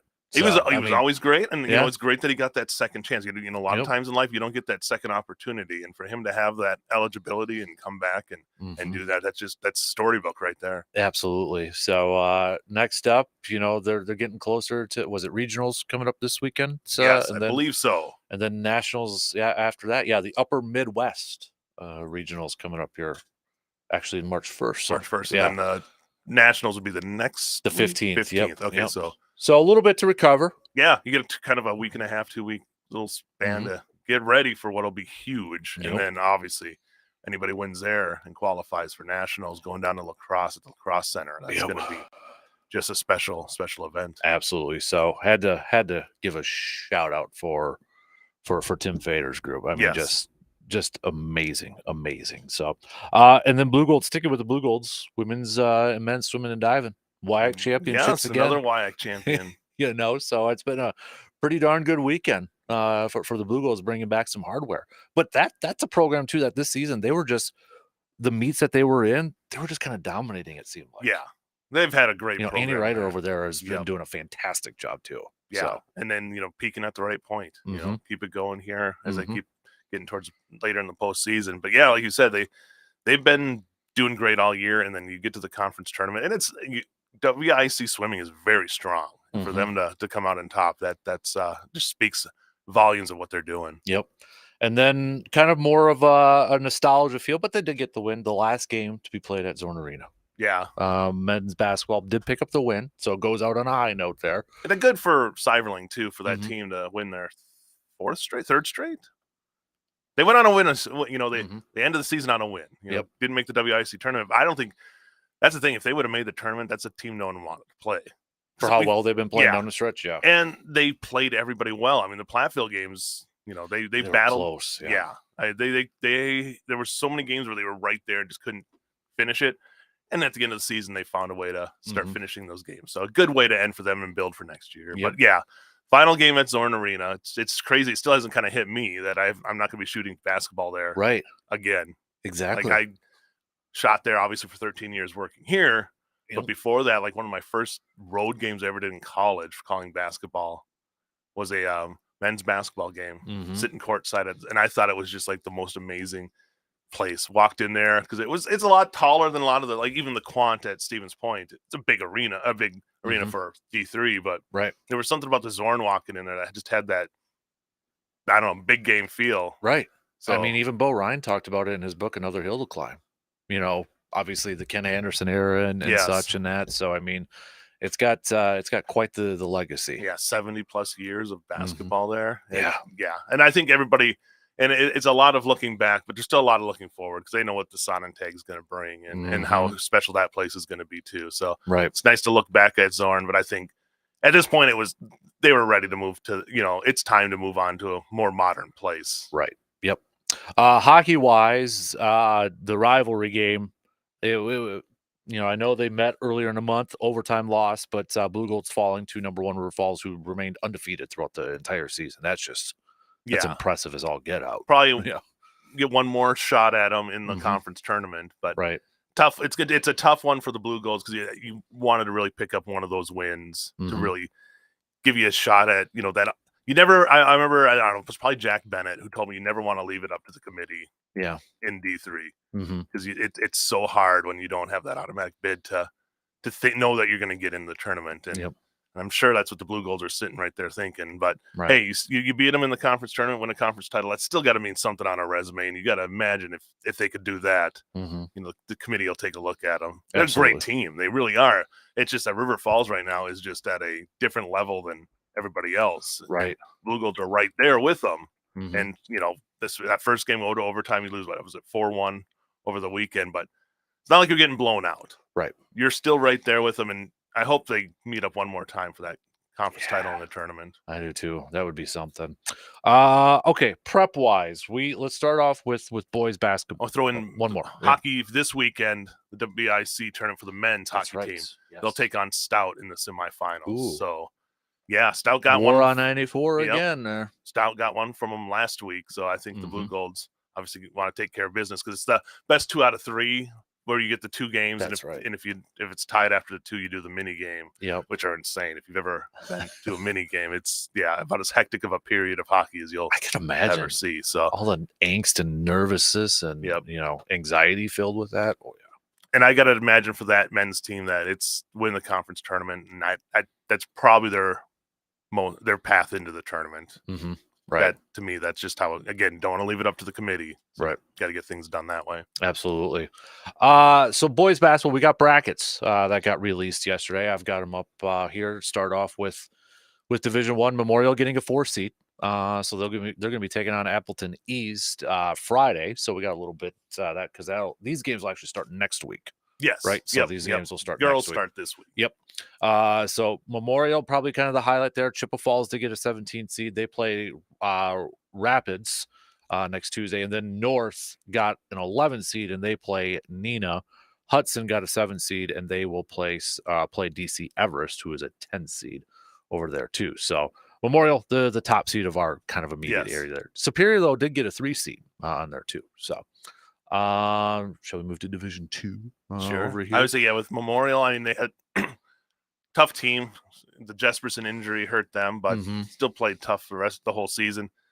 That it's getting interesting because that east side of the state's been really strong with basketball the last couple of years. Because Stevens Point's a 2 seed on that same side of Yeah. that bracket too, and we know about their basketball. Right, exactly. So it's going to be a tough Yep. road for anybody trying to make it to state this year. But I mean, the Memorial team, they're deep. They got the depth, so we'll see what they can do. D2, Rice Lake getting a 4 seed in Division 2. New Richmond's getting a 3 seed. River Falls a 2 seed. So you got 2, 3, 4 with some very familiar teams over there. And River Falls team has played tough, played Memorial tough, beat Memorial, I believe, one of the games, if I'm not mistaken. So yeah, that'll be see how they do in Rice Lake. We never discount Rice Lake when it comes in there. Right. Ryan Lease, they're leading New Richmond. To see what they can do too. Division 3 over here, we've got St. Croix Central's a 5 taking on Spooner. That winner will take Osceola. Then we got St. Croix Falls taking on Northwestern. They will face number 3 Somerset, whoever wins that one. Baldwin Woodville versus Ellsworth in a 7-10 battle. That winner will face number 2 Bloomer. And then Elk Mound is a 1 seed. They will face the winner between Altoona and Black River Falls. Altoona an 8, Black River Falls a 9 seed over there. I was going to say the interesting thing about that one is, Bloomer basically dominated the Clover Belt this year and ends up getting the 2 seed, where Elk Mound finishes second in the Dun St. Croix and gets the 1 seed. So it's kind of interesting. I don't know how the computer. I don't know if they're using computers, I think, in the basketball one now. Yeah. So they must have saw something with those Elk Mound wins that moved them ahead of Bloomer. But Bloomer is a 2 seed. No one's going to want to play them as a 2 seed, and Elk Mound is a 1. Obviously, they know that how good of a team that is. Right. And maybe he adds a little chip to the shoulder for Bloomer too. Right. A little I motivating think so. I thing. think why not? Yep. Stanley Boyd's a 6. Arcadia is a 7 on that side. Don't discount either of those 2 teams too, especially Stanley Boyd. That's a team that has shown that they can score. So I think they could come up and surprise some teams. Interesting. Cumberland, moving over to, I should say, Division 4. Unity's a 1. Cumberland's an 8. Webster, Shatek, Warehouser in a 5-12 matchup. You got Cadott as a 13 taking on number 4 Ladysmith. Spring Valley is a 3 seed. They will take on the winner between Boyceville and McDonald Catholic Central. That second round game potentially with McDonald there against Spring Valley, which that Dun St. Croix, Spring Valley, another one of those teams. You had Durand, Arkansas win the Dun St. Croix, and then you had Elk Mound and Spring Valley were right there. So that just really, those 3 teams were battling the whole year for that crown. Yeah. Shell Lake's a 7 taking on number 10 Colfax. That winner takes on Cameron. Durand, tough team. Yeah. Durand, Arkansas, 1 seed over there too. Osseo Fairchild's a 5. They will take on number 12 Mondovi. That winner takes on number 4 Fall Creek, which is a team that getting them a 4. They're going to be that sneaky team that obviously didn't have Bo Valrath for half the season, but now he's back, right? And that's a team that can beat anybody. So that 4 bracket is going to see how that plays out is going to be really fun to see. Yeah. Then you got Augusta's 11 taking on number 6 Regis. And then Neilsville, number 7 on there, too. So that's your Division 4. And then Division 5, you got Solon Springs as a number 1. Bruce is a number 9. You got Nauburn, number 5 over there. Turtle Lake, number 4, taking on number 13, Luck. And Eau Claire Manuel Lutheran, a 3 seed in Division 5. I think the 5's, because McDonald got moved down to Division 4. I think the 5's more up in the air than we've seen in a lot of years. So I can't tell you who's going to come out of that one. Yeah. I think it's going to be a lot of fun basketball games to see who ends up getting that trip to state from that sectional. Shout out Taylor County. Rib Lake is a 1 seed over there. Thorpe is an 8. You got Lake Holcomb as a 12. Owen Withee is a 4. Gilman is a 14. Cornell is a 15 over there too. So there you go. That's 1 through 5 right there, baby. It's that time of year, man. It really is. And then speaking of which, the girls begin this week as well for their postseason play. Regular season's all over. Games start tomorrow, right? Yes, tomorrow there's It's where I think it's more or less. There's a few games in the Like Chi High plays tomorrow, I like think. 1 through 4. It's regional quarterfinals. Right.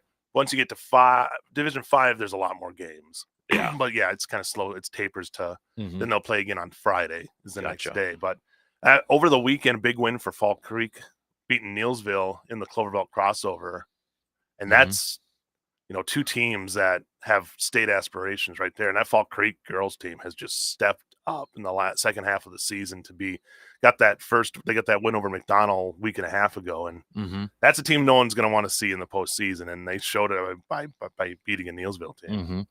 So we got that begins this week, and I know you guys are going to be busy covering all those. This is Yes. Well, we uh, got then sectional hockey. Yeah. Sectional semifinal tomorrow. Chi High Eau Claire Memorial, round 3. How about that one, baby? Yeah. And the winner either faces Hudson or Spash. I mean, the 4 teams left right now, this could be your quarterfinal or semifinals for a state tournament.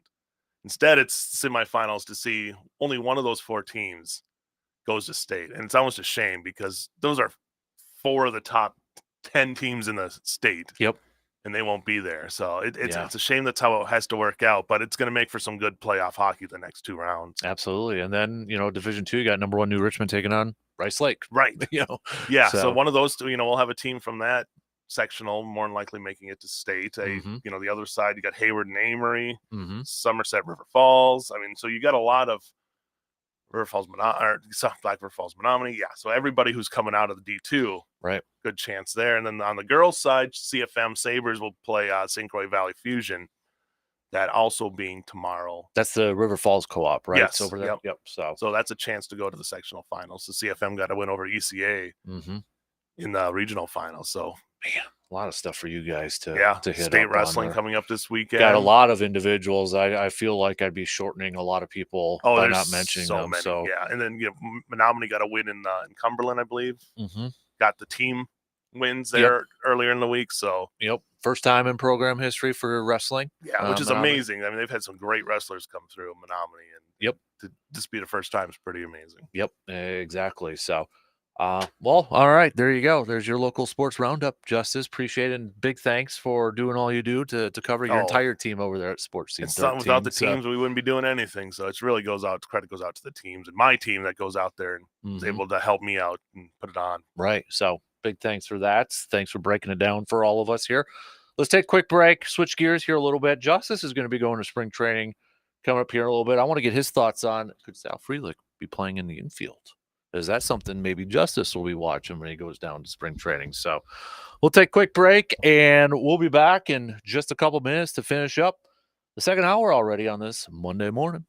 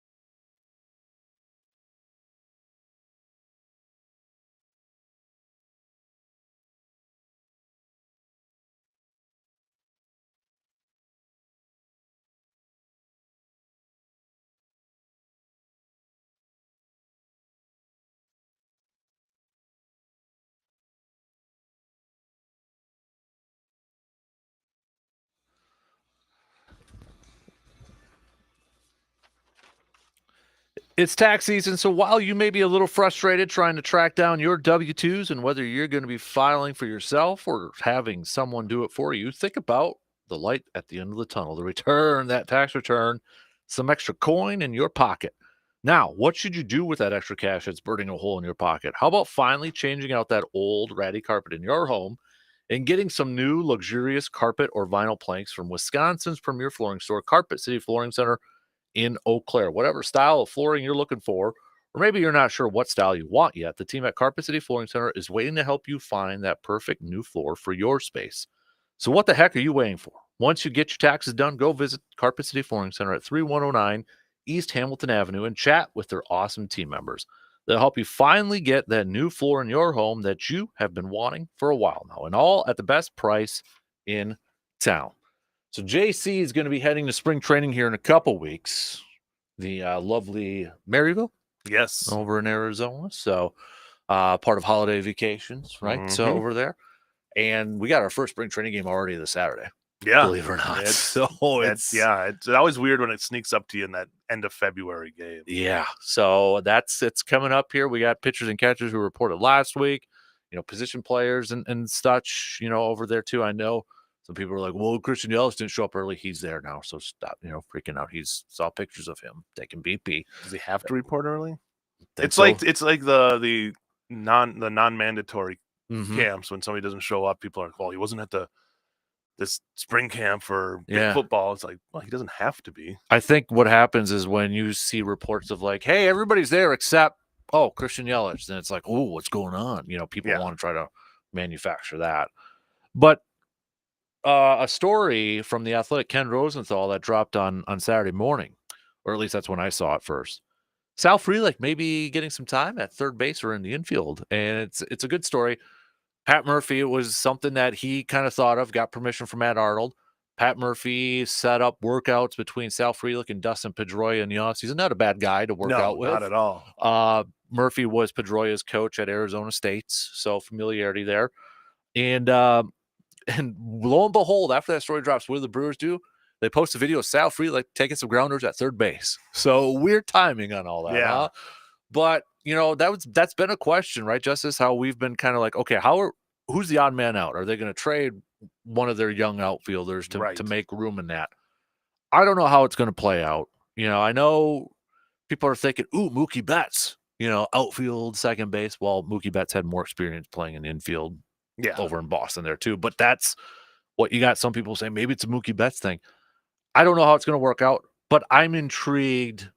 And I kind of like the fact that they're looking for these different ways to get their best players in their lineup at this point. Right, and because if you look at that outfield, or you have Jackson Chourio, who, from all accounts, is going to have every opportunity to make this ball club out of spring training. If you're signing that contract, you expect him to have make an immediate impact. So throw in obviously Christian Yelich, Joey Weimer, Garrett Mitchell, who now will be back and healthy with a full chance. And you still throw Sal Frelick in there.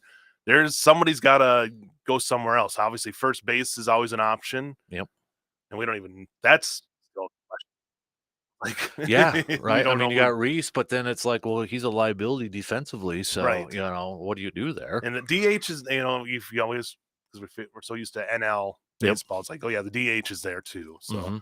But I think if he can do it and if he's up to it, he's super athletic. Yeah. And he kind of built almost more like an infielder than he is an outfielder. If you look at him there, if he can do it, making that move, you might as well. You got to imagine that he's had experience with this. Right.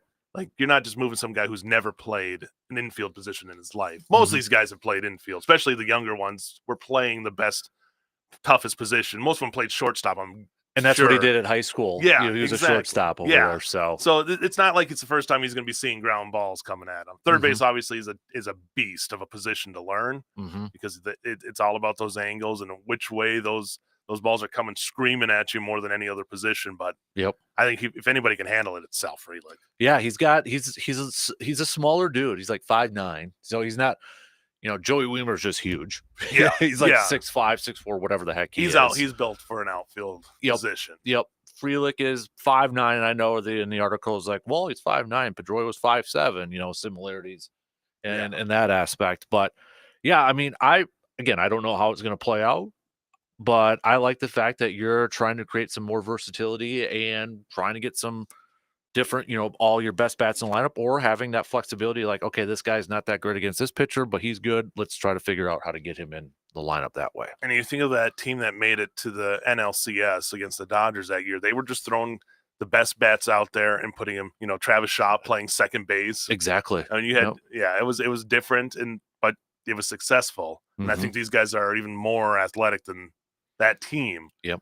Granted, now the bats are going to be the part that need to come back with that. Right. They're athletic, but none of them have really proven a whole lot on the major league roster. They're young. That's the fun part about it. It's just, it'll be interesting to see how there's gonna be some interesting decisions that have to be made during the spring training. It's gonna be different because there's really, Yelich, Willie, Contreras. Well, even Willie, does he get traded? Right. That was the talk all during the offseason, but he's, they're bringing him in. Yep. Contreras. That's kind of your lock there. Yeah. What is your expectation for the season? Like, we've kind of talked about this off and on, and like for me personally, it's very similar to how I had an expectation with Green Bay this coming year. Yeah. A lot of unknowns. You had some veterans mixed in there, but you really didn't know how it was going to go. But you could see the talents there. You just didn't know if maybe it was going to happen right away. And I see a lot of parallels to it. What are your expectations? I'm kind of right there with you. And it's the question mark of, can Freddie Peralta be the top guy? Yeah. Can he stay healthy? Can he stay consistent enough to be that top starter? That's after that, it really is up in the air. Yeah. You'd be happy to get 120 innings out of Wade Miley. You talk about health. Yeah. It's like you can't hope for 200 out of him. No, and Wade, when he's healthy, it looks really good, but it's been a problem with just staying on the mound. Yep. Freddie, at the same time, it's health or just consistency. Yep. Then after that, Colin Ray, is that Ray, DL Hall, the Ashby, new guy, we're hoping that is back full health. So it's a lot of big question marks, which we really haven't seen, especially on the starting side for this team. Maybe since 2018. Yeah. Yoli Chacin was the number one guy. Yeah. And Burns, I don't know if that was the year he struggled. That was the following year because he was kind of a bullpen guy. Yeah. And then 19 is when he was just throwing gas and home runs, and he ended up in the pitching lab. That's right. At the end of the year. Yeah, because he gave up the most home runs per. The only reason I remember that is because you, me, and Neil were at the Final Four, and the Brewers were playing the Cubs, and Burns was just it was a home run derby. Yeah. We were paying attention to it sitting there. I don't know why I remember that. We were watching the Final Four. It was like, what the heck is going on with Burns right now? Yeah. So, and that was the following year. But also that just thinking of that story, it makes you think of just how good the Brewers have been at producing pitchers. Yeah. So you like where they're set up, and Freddie Peralta is there for the long haul. They signed him a while ago, so they have a lot. The expectations that he can continue what he did last year, where he was just throwing fire, and he can look like the number one guy. Not Burns, but Peralta's just prone to having an off game. Yep. But that's every pitcher. Yeah. And you hope it's just more of the good stuff and less of the bad stuff. It is interesting, in different sports, whether it's football in Green Bay and Milwaukee or whatever, to see how different teams are so good at developing certain positions. You mentioned the Brewers and pitching. Go to Green Bay, you can say linemen or wide receivers or whatever, quarterbacks even maybe now too. But it's just so interesting to see how different teams are always same positions. They always develop. Whatever it is, maybe it's just because they hyper focus on those ones. Yeah. I would have taken this Brewers pitching thing 15, 20 years ago when they were had the bats were all there, but the pitching wasn't there at times. Right. Now it's kind of the opposite way. Yep. All right. Got a quick break and then a little bit more with JC after these news updates.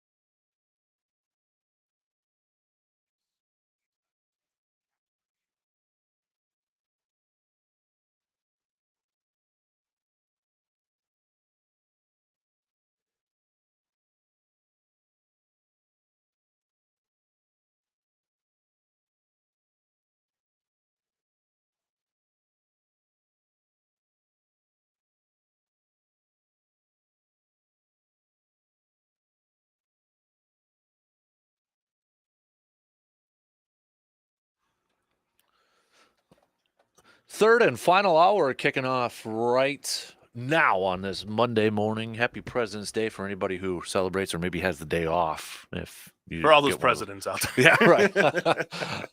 We got JC in the EC Justice Cleveland, sports director extraordinaire, joining us here for just a little bit more until the bottom of the hour here. We've hit up some Brewers chats, covered a lot of the local stuff going on as well, our local sports roundup. Did you watch any of the All-Star festivities weekend? Watch the Dame first Lillard, quarter. I mean, good for him winning the MVP. Yeah, Just shooting Caitlin Clark like 3-pointers for no reason. yeah, right. 39. I didn't realize first time he started an All-Star game. I didn't think of that either, but Yeah. it probably makes sense being over there in the West. It was probably tough to break that lineup. Steph Curry, you know, always kind of over there as a guard, but even Steph wasn't a starter last night. So, Yeah. but yeah, it's like, okay, I guess when you think about it, all the Western Conference players over the years. Yep. But first time, when you're in a category with MJ for anything, you're probably pretty good. First time since 1988, somebody has won an event on Saturday night and then game MVP because Dame won the 3-point contest. Jordan won the dunk contest in 88, game MVP the next day. That feels like that. How did Larry not win it after winning the 3-point contest? Yeah. Was that the famous 3-point contest that year, 88? Was it 88? I thought it was like 86 or 87. Was it? Okay. Don't yeah. quote me. That's a long time ago. Didn't even take off his warm-ups. Yeah. No, he didn't. Oh, yeah. I feel like it's time for me to go to YouTube, look up the Ultimate Larry Bird mixtape, watch it. It's like 10 minutes of just Larry. I hype this every year because it's just so fun to watch, and just I think it gives you more of an appreciation for what Larry Bird was. It was so he was featured because it was in Indiana, and we know Indiana State, so he was part of they did like the intros. I only know this because I watched the first part with Hudson because he's like all about, I want to watch Giannis and all that stuff. So, and I've grown. I know there's a lot of media people criticizing the game. I mean, they did score over 200 points and it was no defensive effort, which no shocking to anybody. Right. But I've grown to okay, it's like the Pro Bowl stuff. It's for younger fans. Yeah. So it doesn't bother me that much anymore. It's like, and I know it's like David Aldridge is like, get rid of the game now. And it's like, but it's for the kids, for those younger fans. It's not for us old people, sitting on our front yard. Right. It's not going to be a competitive game. Maybe for the final 3 minutes or whatever. But no one wants to get hurt. Exactly. So, but Larry, your boy was part of the intros there with Reggie Miller, Pacer. Yeah. Larry Bird. And the big O, Oscar Robertson. Oh, nice. Was on there too. But Dame made it his night. Tyrese Halliburton though was having on fire right away. It was like the first few minutes he was already up to 15 points. Right, and he was one of those guys that was just chucking it up. But shout out Oshkosh, made it over there. I mean, and to do that in Indiana too, it's gonna be huge. So kind of figured he's on track to be the game MVP, but. Nonetheless, Dame did his thing. Kind of nice for the Bucks players too that they only had to travel a few hours south. Just get back on a quick plane ride back to Milwaukee, then get to rest up until Friday. Timberwolves, Bucks, 9 p.m. WEAU. There you go. And 105.1. And I was going to say, come on, I am 105.1 Turn FM it on the TV, AM. listen to it on the radio. Yep, exactly.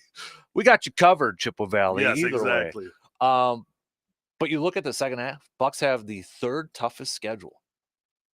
And I did the math. There's only 5 games. And I say games because a couple teams are duplicates. 5 games right now where they play that's not a playoff team. That's tough. Yeah, that really is. And you look at this March portion coming up here. Clippers, Golden State, who's playing better.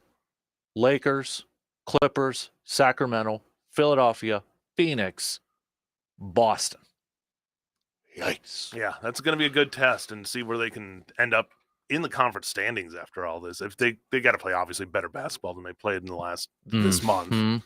Yep. You hope the rest helps, but I mean, how much rest did Damon get? You still get 5 more days, basically 5 days off after the All-Star game, 4 days until you hit, you go to Minnesota. It's a short travel game too for them. So at least that works out. Then you got Philly on Sunday. Yeah. I mean, are the excuses over with now, do you think? Like, okay, got Doc in here for a few games. You're kind of, trying to figure out the mixture of incorporating his style and all that. We've seen better defensive numbers. Offense is kind of, taken down. But at this point in time now with the second half here, is it with this team being as talented as they are, should the excuses now be over with? It's go time. You've got to It start has to playing. be. Yeah. It has to be. I mean, I think you give, it's been basically a month now for Doc. You have Mm-hmm. a little bit of leeway there. Obviously, you're coming in mid-season to a team that you weren't coaching to start Mm-hmm. the season. Defense, you said it did step up for a couple games there. Kind of struggled the last couple, the Miami and the Memphis game. The Memphis one, dude. Oh. Yeah. It's just like the turnstile some days. Some Yeah. days it's just, and then as Doc said after the games, like some guys were already in Cabo or whatever Yep. in their minds. So, Mm-hmm. yeah, you hope that the break helps. I think it's a team that I love the makeup of the team. He's still, Chris Middleton has, obviously, extenuating circumstances the last couple weeks for Mm-hmm. him being away from the team, but you get him back. We haven't seen him 100% in 2 years. Yeah. And I don't know if we'll ever will at this point. But Right. if you can get him back in there, that's a guy you just kind of forget about at this point. But that's almost like you look at that as like a mid-season acquisition. Chris Middleton can come back, be a big part of this team, Mm-hmm. and really be part of that big three Right. that you're looking for. This could be a different team. So Mm-hmm. that's what you got to hope here coming here in the second half as it starts. Because Giannis is doing his thing. I mean, Yeah. Giannis is doing his I think stuff. Dame's doing his thing. It's kind of, unfortunately, it's the way the league works is that, you two guys can do a lot, but all these teams are so talented, especially in the upper echelon, Mm-hmm. that you need more than just two players. You really, it is a team game. As much as people want to say, oh, you got two superstars, how are you not winning? It's like they're winning a lot of games, Mm-hmm. but they're not winning all the games that they should be. And Right. that's where the rest of the team has to step up. Super high expectations heading into this year, and rightfully so. Right. And yes, they are in the 3 seed, which for a lot of people would love to be there. But, with the team that had so super high expectations and that, it's like, what's wrong? And even like depending on which telecast you were watching last night, that was a topic of conversation between Barkley and Draymond Green and such on their telecast, was like, what's wrong with the Bucks? That's what they were talking in the first quarter, But I think a lot of it is just the super high expectations placed on this team. It really, you fire a coach, a guy who 2 years prior had won you a title. Yeah. And it's not like you're talking Budenholzer. Yeah, Budenholzer. You fight that, the first firing. Yeah. And you bring in Dame Lillard, a generational talent. Mm-hmm. And you have Giannis, who's already headed towards one of the all-time greats in history of the league. Yep. And then you kind of bring in a first-time head coach on top of that, and it's like, then the defense just wasn't there. No. So especially when you bring in a coach who's supposed to be known for his defense, right. Adrian Griffin. So what's the miscalculations? You look at it. I think bringing Dame in, I'm all for that. No offense to Drew Holiday, who I think is a good player, but Dame's a better player overall. Like, you're going to get more from him at this point than you're going to Drew. Maybe not defensively, but offensively. So I can't fault him for that move. Mm-hmm. I just think it was Adrian Griffin wasn't ready for prime time, and it was in a spot that he wasn't ready for, and we saw that just be a detriment to their defense. And in this league where people can score 12 points in 1 minute, if you're not on, you're gonna give up points, and that's what the Bucks were doing. So now it's a matter of just kind of turning that wrench to getting back to where a team that was one of the top defensive teams under Budenholzer for a few of those years. They need to get back to that because that's what helped lead you to a title. So defense wins championships. So we'll see how it kind of transpires here. But you look at how the Western Conference and the Eastern Conference is made up. The top few teams in the Western Conference are separated by like a game and a half. Yeah. And then the Eastern Conference, it's Boston, then a gap, Cleveland, and then you got Milwaukee, who's still a couple games back from them there too. So it's just like it's Boston's conference at this point in time. I would say the Bucks are still the second best team in the conference. Philadelphia, depending on what happens there, and Embiid being out, that hurts there. But it would be between Milwaukee and Philly, in my mind, are still the top two other two teams other than Boston in that conference. Yep. It's just both those teams have issues to work out to be at their top level. There was another point too, where they were talking about, and I can kind of sense this too. You look at some of the teams like in the Western Conference, you got Minnesota at the top, you got OKC, very young teams, right? A couple of young teams there. And Barkley is like, I'm not picking them to go far because he talked about their experience. Yeah. He's like, you got the clip because they're talking about the Clippers. A lot of veteran guys on there, Kawhi, Paul George, James Harden, Russell Westbrook, even the Suns, up there too. Could that be a thing where it helps actually the Bucks when it gets to postseason because a little bit more veteran experience? You got the Knicks who are up there, Cleveland, up there too and such.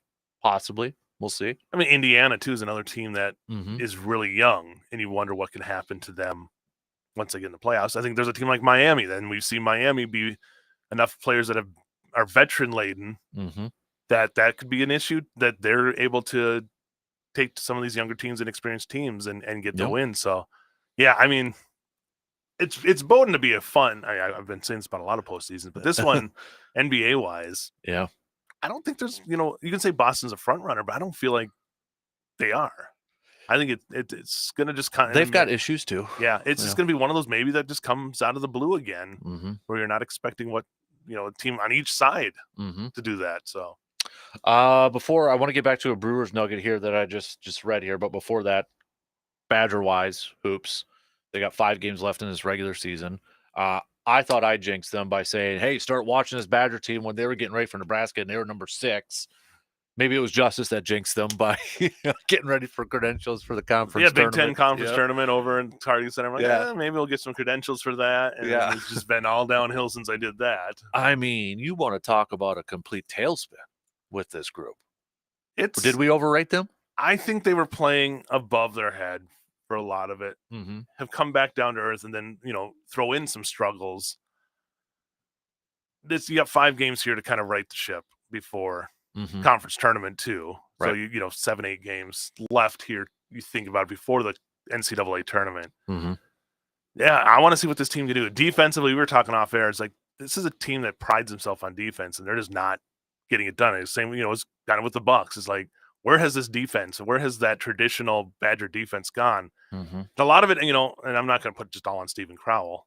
That team seems to live or die with what Stephen Crowell is doing. Mm-hmm. If he's scoring on offense, they're usually winning.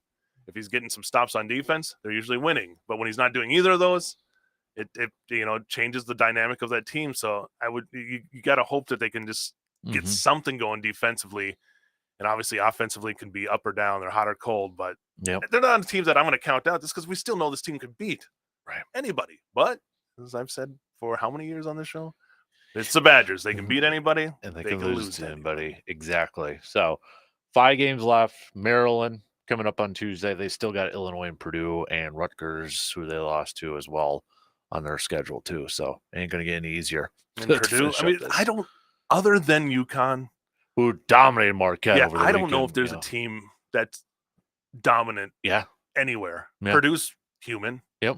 Every other team that's been in the top 10 has lost in the last 2 or 3 weeks. Mm-hmm.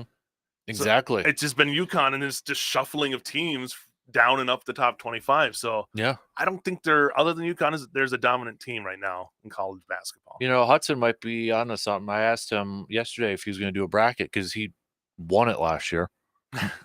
And he's like, no. And I'm like, well, why wouldn't you want to do it? I'm like, are you like retiring on top? He's like, and this kid's quote, he's like, yeah, it's like when you win a Super Bowl and you retire. I'm like, okay, John Elway. Yeah. But with all the upsets, he might be right. Right. I mean, it's going to be flip a coin for a lot of these games. Yeah, exactly. I mean, it's going to be fun. Yeah. But man, like it's so hard to just tell who's really good and who's just there. There's a lot of teams that are just right in that middle ground of being almost are good teams, but that upper echelon, I think right now is UConn, and then maybe Purdue's knocking on the door. Yeah. But we've seen them have their struggles. So Arizona looked really good at the beginning of the year, and then they've struggled too. So every Kansas team's kind of had their stretches. Kansas, definitely has had the last couple of weeks too. So. North Carolina, but pick a top 10 team, right? Other Marquette too. Other than UConn, everybody's struggled at some point in the last month. So all right. So I was curious if this was gonna happen. I with talked a little bit about it with Brandon last week. Rob Manfred said that he's going to retire in 2029. Still got 5 years. Yeah, I loved that. It was like breaking news: Rob Manfred to retire in 5 years. Yeah, this is he's last tenure as president. Okay, so he's still got a few years here, and of course you've got people wondering who's going to be the next commissioner. Theo Epstein's a very popular name out there. I kind of wonder would this guy get out there because he was apparently considered for the job in 2014 when Manfred got it. But according to The Athletic, they got a list. Mark Anasio. Interesting. Yeah, so I'll read a little bit here. The Brewers' Mark Anastasio. I'm reading from The Athletic, so I don't want Brewers fans coming after me for this. The Brewers' Mark Anastasio is one of the better regarded owners today. He was a rumored candidate even back in 2014 when Manfred was elected, and his name is again popping up. He was one of the owners advising Manfred on labor during the last CBA and used to be on Manfred's executive council. But would a lead owner really want the job? Speaking generally, and certainly not on behalf of any owners, although he does talk to many, agent Scott Boras, who maybe he should be the commissioner, suggested a current lead owner might be unlikely to pursue the gig. Quote, the commissioner's job is for millionaires, not billionaires. It's not for owners. Owners are billionaires now. Which again, Brewers fans probably thinking, okay, where's the billionaire money coming from? The ability to bring a true head PGA Tour. Yeah, the ability to bring a true head to the octopus, as he puts it. Boras, who is the greatest thorn in the side of owners in perhaps last 30 years, and who has never signaled an intent to do anything other than represent players, is not a candidate. So, well, no, there's no way Scott Boras would even be considered. He'd be taking a huge pay cut at that point. So, I don't know if I like the idea of an owner going back to being. I mean, that's too much. It's just too. It's unfair to the players, and you're just asking for trouble if you put an owner back up there. Bud Selig, yes, he did 20 years but that was because they were in a tough position and had to put somebody in there, and Selig took over, and then they just left him there the whole time. Right. I just don't know if I like. I mean, the owners would. Owners want one of their own. Right, because the commissioner works for the owners. Right. So, and they're the ones that commissioner gets up there and takes all the heat, kind of the face and all that. But be another Brewers owner. Yeah, how crazy would that be? A small market owner too, I mean, if you're going to have one, I think small market's the way to go, because at least they understand the financial struggles. I use air quotes with that for a billionaire. Right. Again. Yeah. It's financial struggles, but to a point of where they just don't want to use their own money. And for Brewers fans to be saying, hey, this is a way to get Mark Anastasio out of ownership, he could transfer it to his family, though, I believe. Right. No, yeah, well, exactly. And he's already signaled that's what he would like to do when he's done, stays within the family, sort of thing. So that doesn't mean he's going to be out and you get a brand new owner like the Bucks and spending money and making it rain. Right. And I don't want to discount what Antanasio has done for the franchise. I mean, they've sustained one of their largest, most successful streaks ever in franchise history. It just makes you, there's always that he's a billionaire. Where's the money when you need it? And you're trading, Josh Hader's in the middle of the season when you're competitive. So that always can bring up questions. And you mentioned the PGA Tour. He's also part of the group that, invested into the PGA Tour. He was one of the first names that's mentioned as part of this, like, well, he's spending money there, that's, you point to those different ones. You can't put money up for the stadium. That has to go to the taxpayers and the state. That's why billionaires are billionaires, apparently, is because they don't spend their own money. Right. They find ways to have somebody else spend money for them. So, when you got that much money, that's how it works. I think I haven't figured it out yet. Yeah. You're not the only one, dude. So, but I was kind of wondering, and then, so his name's being floated. I think it's Theo at this point in time, but we got 5 years to discuss that. Right. So, I mean, it's such a long ways away. I know. It was just weird that, I guess it's, what is it, 5 year, 10 years is how it works? It must be somewhere around there. Yeah, 5, 6 year, 10 years or something. But yeah, it's just like, I don't know. What was the point of mentioning it? Like, I was going to be my last one. Like, hey guys, I'm leaving. Not for a while, but this is a guy that, I mean, you look at it, he said some weird things at some random times. He's been very polarizing. Not even polarizing at times. It just this public sentiment against him has been loaded against him. I feel like you could do almost a Dave Letterman top 10 most weird things he has said. Yeah. Going back to kind of like, I mean, he called the World Series trophy a hunk of metal. Right. It's like, dude, you kind of lower. And then in that same conference where he's like, yeah, I'm going to retire in 5 years. Talking about the new jerseys that people are freaking out about. He's like, well, this has been the most tested jersey in all of sports. It's like, huh? The T-shirts? Yeah. They're not even jerseys at this point. Yeah. Anymore. I'm like, what do you mean it's been the most tested? Like, what do you go through with? I feel like that's George Costanza switching the Yankees Yeah, jerseys to cotton at that the most point. tested, i.e., Nike and Fanatics are giving us a lot of money. Mm-hmm. It's easier for them to manufacture this jersey, so it's cheaper for them. Yeah. Profit margins are more up there for them. Yep. Money. That's what talks. Yeah. That's what it is. I feel like sometimes that guy needs another person next to him. Like, can I say this part? No. Okay, I won't make that comment. Right. It's just like some of these comments, like, dude, did you just hear what you said? The inner monologue just isn't there for the tact to know when to say stuff. And I'm sure like the hunk of metal thing was off the cuff. Right. But when you're the in that optics position, wasn't. when you're in that position, you got to watch every word you say. So because wasn't that during the whole cheating scandal too? Yeah. Or with the criticism, and then you go out there and say, well, it's just a hunk of metal. Like you're trying to downplay the World Series. Right. And this is the biggest thing. Yeah. This is what everybody's playing for. So if you're discounting it, then fans are like, why do we care? Yeah. It's some of the stuff that kind of comes out of his mouth. It's like, dude, I know you were a lawyer, but you might need a little PR training at this point. And I love baseball. It probably has been my favorite sport. Golf and baseball right up there forever. But sometimes, and the game still needs help. The game's still, it's not as fun to watch as a casual fans as it. You still don't have hitting, and it's still hard for guys to hit this pitching. Yeah. Until you can get more action, even if the games are quicker, you still need more action. And I know they're trying to do that. But that's still going to be the problem for baseball. Home runs are great. Yep. You still need a little more action in between the home runs. All right, before I let you go now, got to bring up at least a golf thing. Tiger, I don't know if it was the burger that he ate. So we'll leave the brand name out of it right now, but I know if you go on social media, people are having fun with it. Withdraws due to not feeling well, illness and that. But again, you've got questions. Can the guy play 4 rounds of golf at this point? I know he said earlier that his goal is to play a tournament a month this year. He feels like he can do that.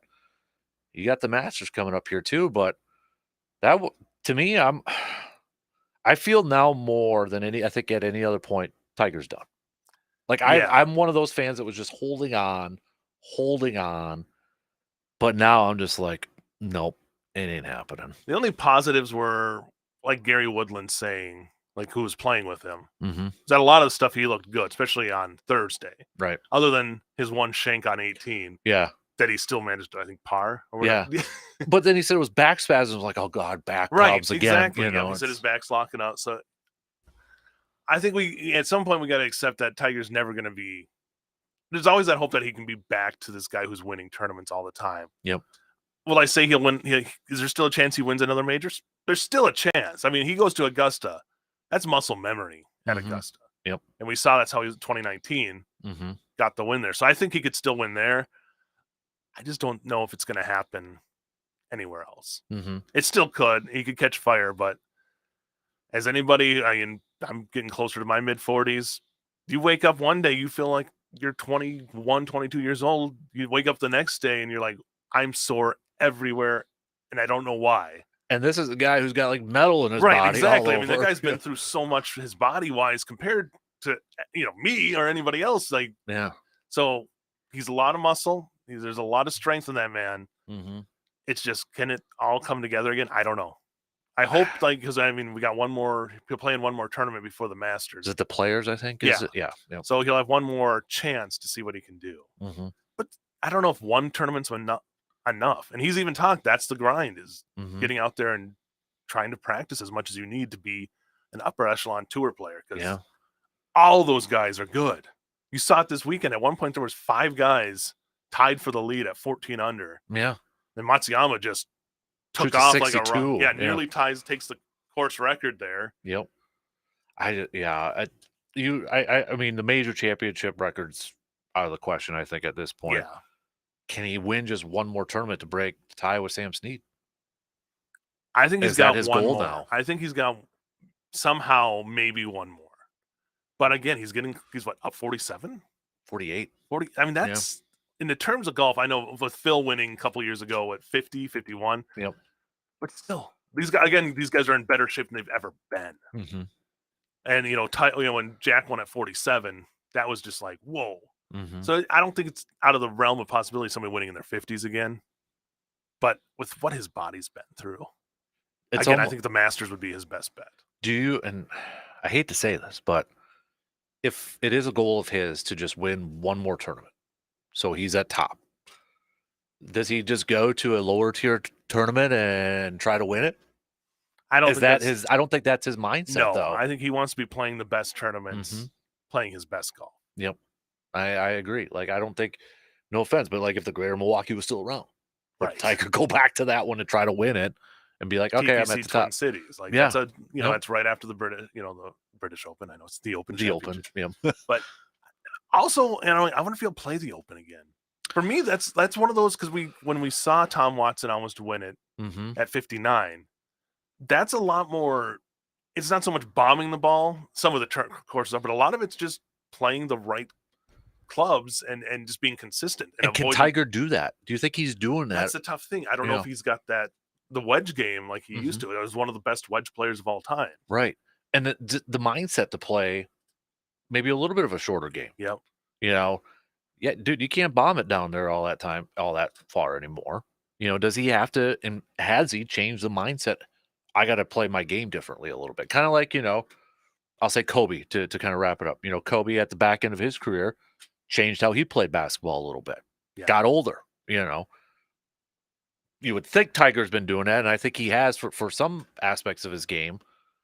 But is he doing it enough to focus on the other parts of his game? That's a big thing because when you're playing week in and week out, you put yourself in situations like he had on the 18th hole with that shank shot, Mm-hmm. where he's behind two trees, has to play it between and get it on and he did a great job. Yeah. But you're in those situations more. Mm-hmm. Now those are big. It's a lot more pressure on you when you haven't been in those situations that much. Yeah. If at all, when you're playing practice rounds, I'm sure you're not just lining up in the rough between two trees and playing ball. So Because you can't hit a 2-iron from 280 yards out anymore, probably 300, whatever it may right, be back in the day. Or you can't flip your club around so it's upside down and you're hitting that off the pine needles and onto the green. right. He can't do that anymore. No, he's not Yeah. playing out of that tough stuff as much Mhm. as he's playing out of the fairway, and that just it can add up when you're playing in those tough situations. Yeah. Still, Masters though coming up in a couple months.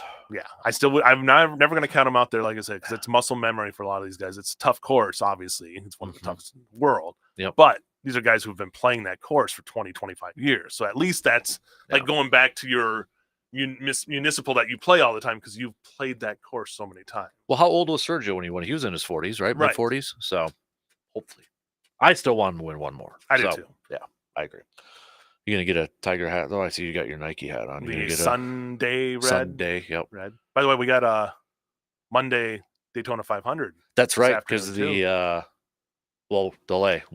weather delay. So, but when does that start? Do you know? 3 p.m. 3 p.m. Yep. Okay. So I know they have the Xfinity race also running today. Oh, But geez. yeah, they got that. And see if Ryan Blaney can come from the rear of the field. Unfortunately, got wrecked in one of the dual races on Thursday, but Mm-hmm. usually has a strong car. And I mean, with Daytona or restrictor plate racing, being Mm-hmm. 35th to start is a lot different there than it means at like Martinsville. So he's got a chance if he can stay out of trouble. Mm-hmm. Yep.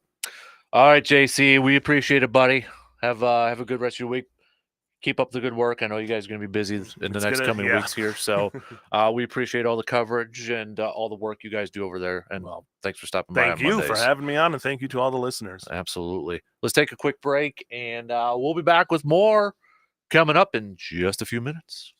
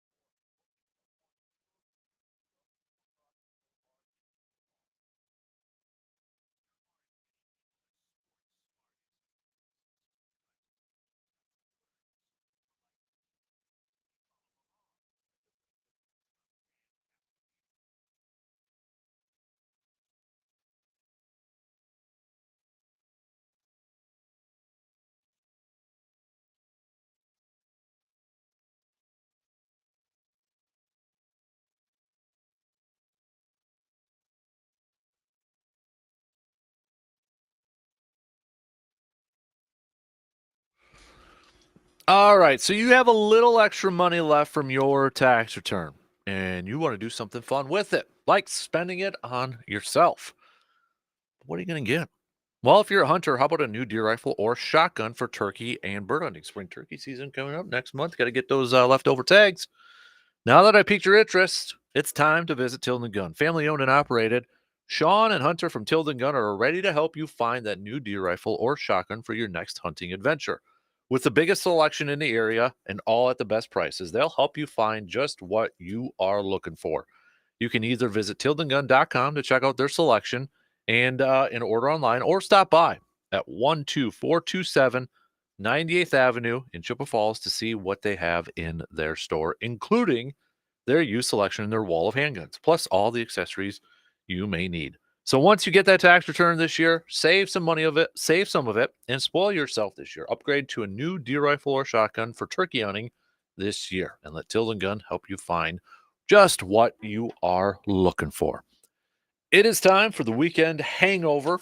By the way, Richie, I did miss your text. I apologize. I don't know if you're still listening here, but Richie wanted to thank us for giving Rick Moranis his due. You got it, bud. I was going to bring that up with Justice, so I apologize, Richie, if you're not listening anymore. I missed it there, but it is time for the weekend hangover, the highlights and the lowlights from this past weekend. There was a few for each side, but my list here, I'm going to bring it up here in just a sec because the screen, I had to make sure I wrote them down here for a little bit, but the best and, or I don't want to say best and worst because DP kind of does that. So kind of the highlights and the lowlights here. So the weekend hangover, the lowlights, I gotta say this.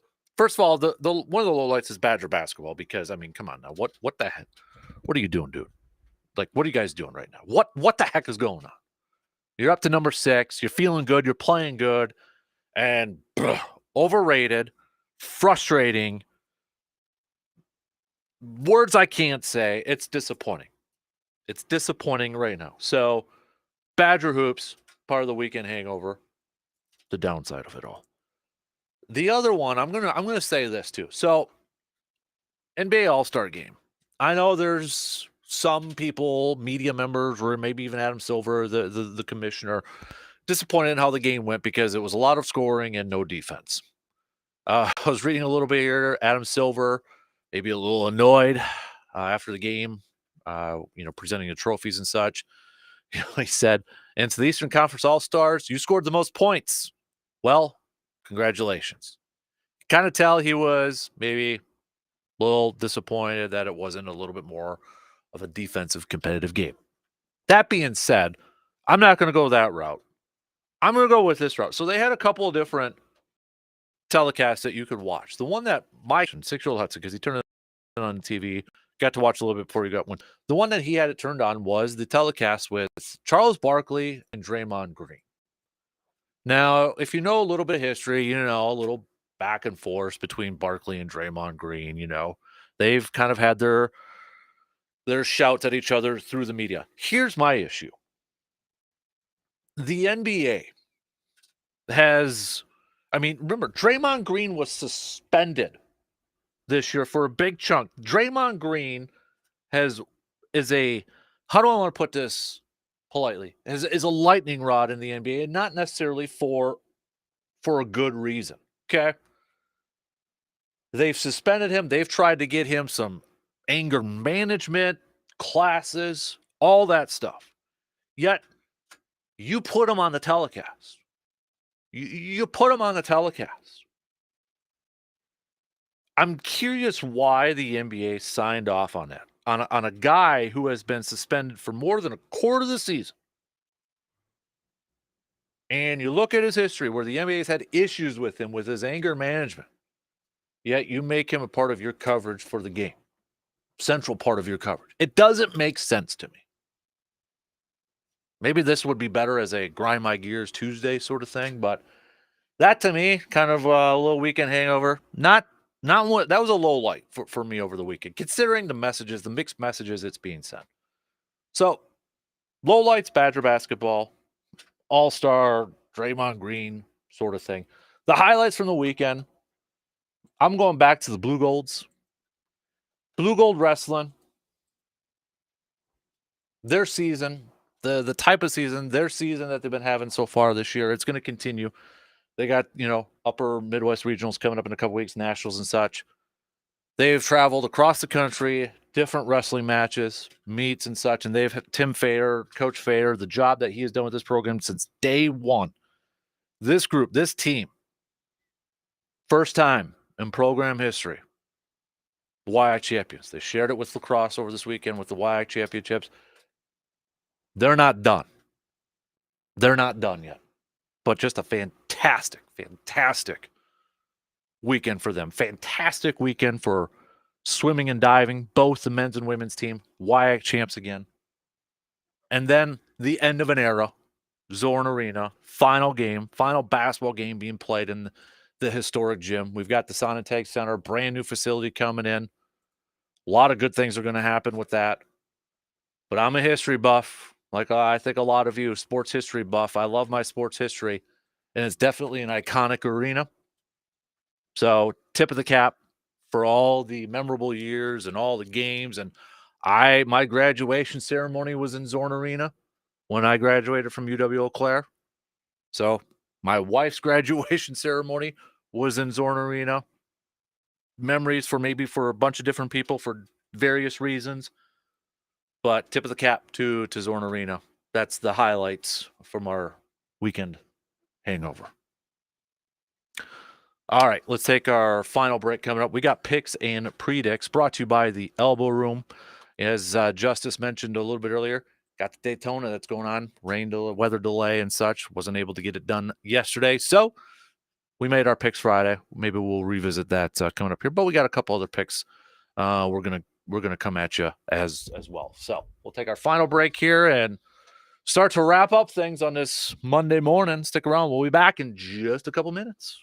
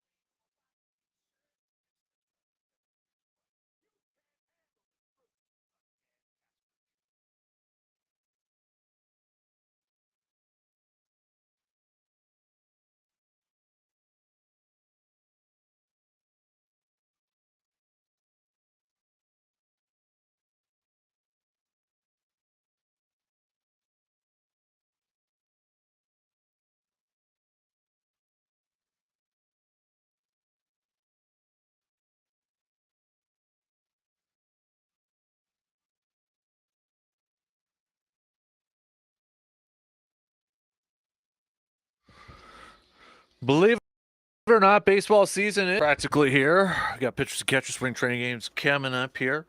Players are getting ready for another long baseball season this summer, but spring training just isn't for baseball players. It can be for you as well.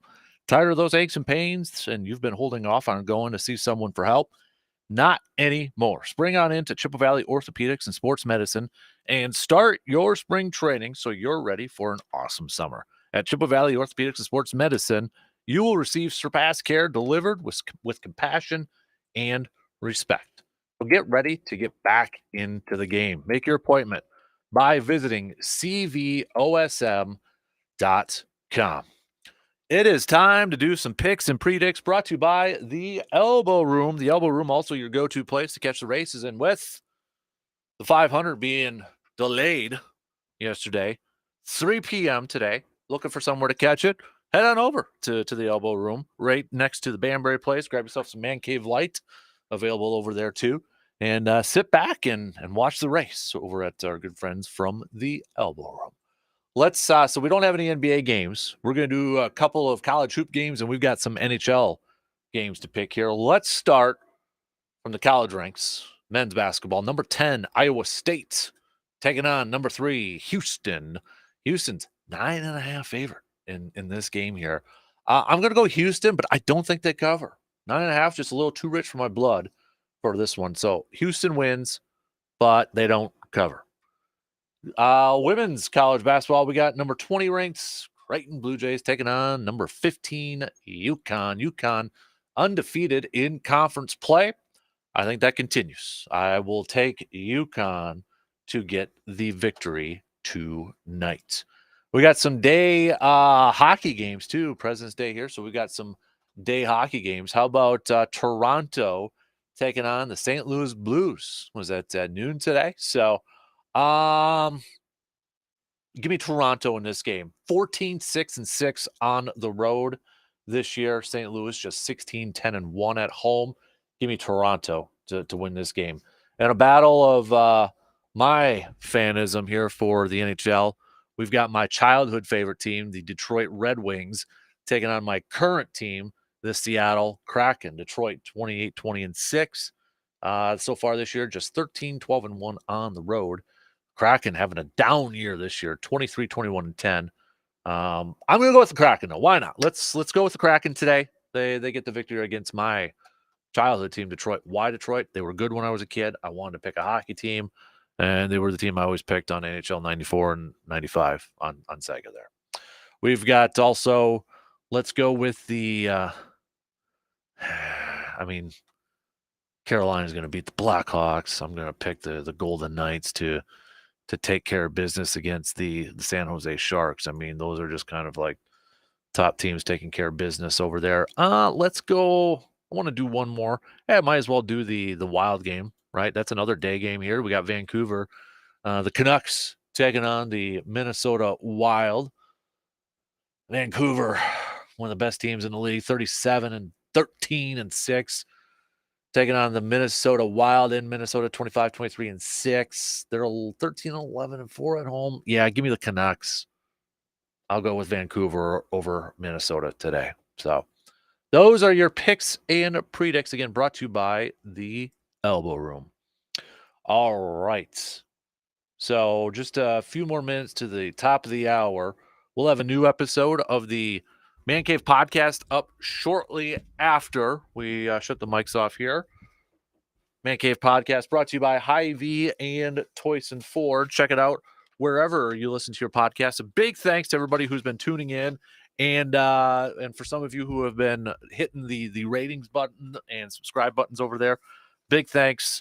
Big thanks. We've gotten an increase in listens and downloads, so I appreciate that from all of you out there.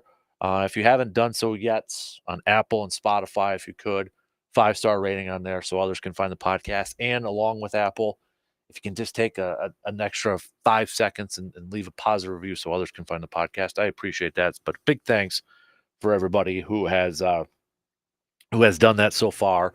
If you missed the local sports roundup with Justice Cleveland, brought to you by Amundsen's Appliance, well, that's also included in the Man Cave podcast in a separate segment over there. So that will also be uploaded shortly after we shut the mics off here this morning. We talked plenty of Brewers. Sal Frelick, maybe a position change for him. Been getting some work this offseason at third base or in the infield there. But Brewers posted a video after that article from The Athletic came out. Him getting some work over at third base. Could we see him getting some infield work this year? I like it. I don't know how it's going to play out. I don't know how it's going to work out, but I'm open to some new ideas to try to get it the best lineup possible out there. So if he can do it and he can do the job well done, why not? We'll see if he gets. I'm assuming he's going to get some games and some action when spring training games kind of start up here. But first spring training game on the schedule here for the Brewers already this Saturday. So that's already coming around the corner. So we talked a lot about that. We talked a lot about Badger hoops. We talked a lot about the Bucks All-Star Weekend Dame winning the three-point competition again, and then also winning MVP in the game last night, becoming the first player and second player all time, but first since Jordan did it in 1988 to win an all-star event on Saturday and then come back and win the game MVP. Jordan obviously won the dunk competition in 88 and then the game MVP the next day. So Bucks will be back in action to kick off, or I should say tip off their second half of the season. Friday night road game against the number one team in the Western Conference, the Minnesota Timberwolves. Badgers, meanwhile, they'll try to rebound again from another loss as they take on Maryland on Tuesday. Marquette also fell to UConn over the weekend. UConn really showcasing why they are the number one team. New rankings will come out today, but I don't think UConn's going to be in any trouble dropping from the rankings. Purdue, meanwhile, though, may drop a couple spots after losing to Ohio State. Ohio State's firing their head coach after their loss to Wisconsin last week. So we hit up on that. We didn't really get into some Green Bay chat there, so we'll try to hit it up later on this week, but maybe give you a little bit of a homework assignment here. Free agency opens less than a month. Remember, we got the legal tampering period, which is a joke, but free agency opens in less than a month. If there is a player that's not a Packer player, that's not a Packer free agent, but he's an outside free agent, if there's one or maybe a couple names out there that really intrigue you the most, who are they? Okay. Think about that. And when we get to that, I want to hear from you. Okay. But that's your homework assignment. Is there a free agent for the Pack that's kind of out there that you'd be like, you know what? I'd like to see him suited up for the green and gold next year. So tomorrow it is a Raise Place. Who cut and didn't cut the mustard? Also a Grind My Gears Tuesday. So think about that. We want you to play along. All right. Let us know your picks for who cut the mustard and didn't cut it, and what's grinding your gears. So think about that and start to hit me up with some text on that Shoe Doctor's bullpen line right away tomorrow morning with what's on your mind. Okay, we'll get to all that. I've already got my list, so unless something happens in the next 21 hours, I've already got my what's grinding my gears and who or what has cut the mustard and didn't cut the mustard. Okay. So looking forward to getting everybody's picks on that. And then obviously we'll probably talk some more baseball, Brewers, and look ahead, preview this Badger basketball game too. RJ Cardinal is going to be joining us tomorrow. Maybe he can figure out what the heck is going on with this team. That's going to do it for us. Have a fantastic rest of your Monday, rest of your President's Day. Let's do it again tomorrow morning, just past 6. I'll meet you here again. Talk to you then.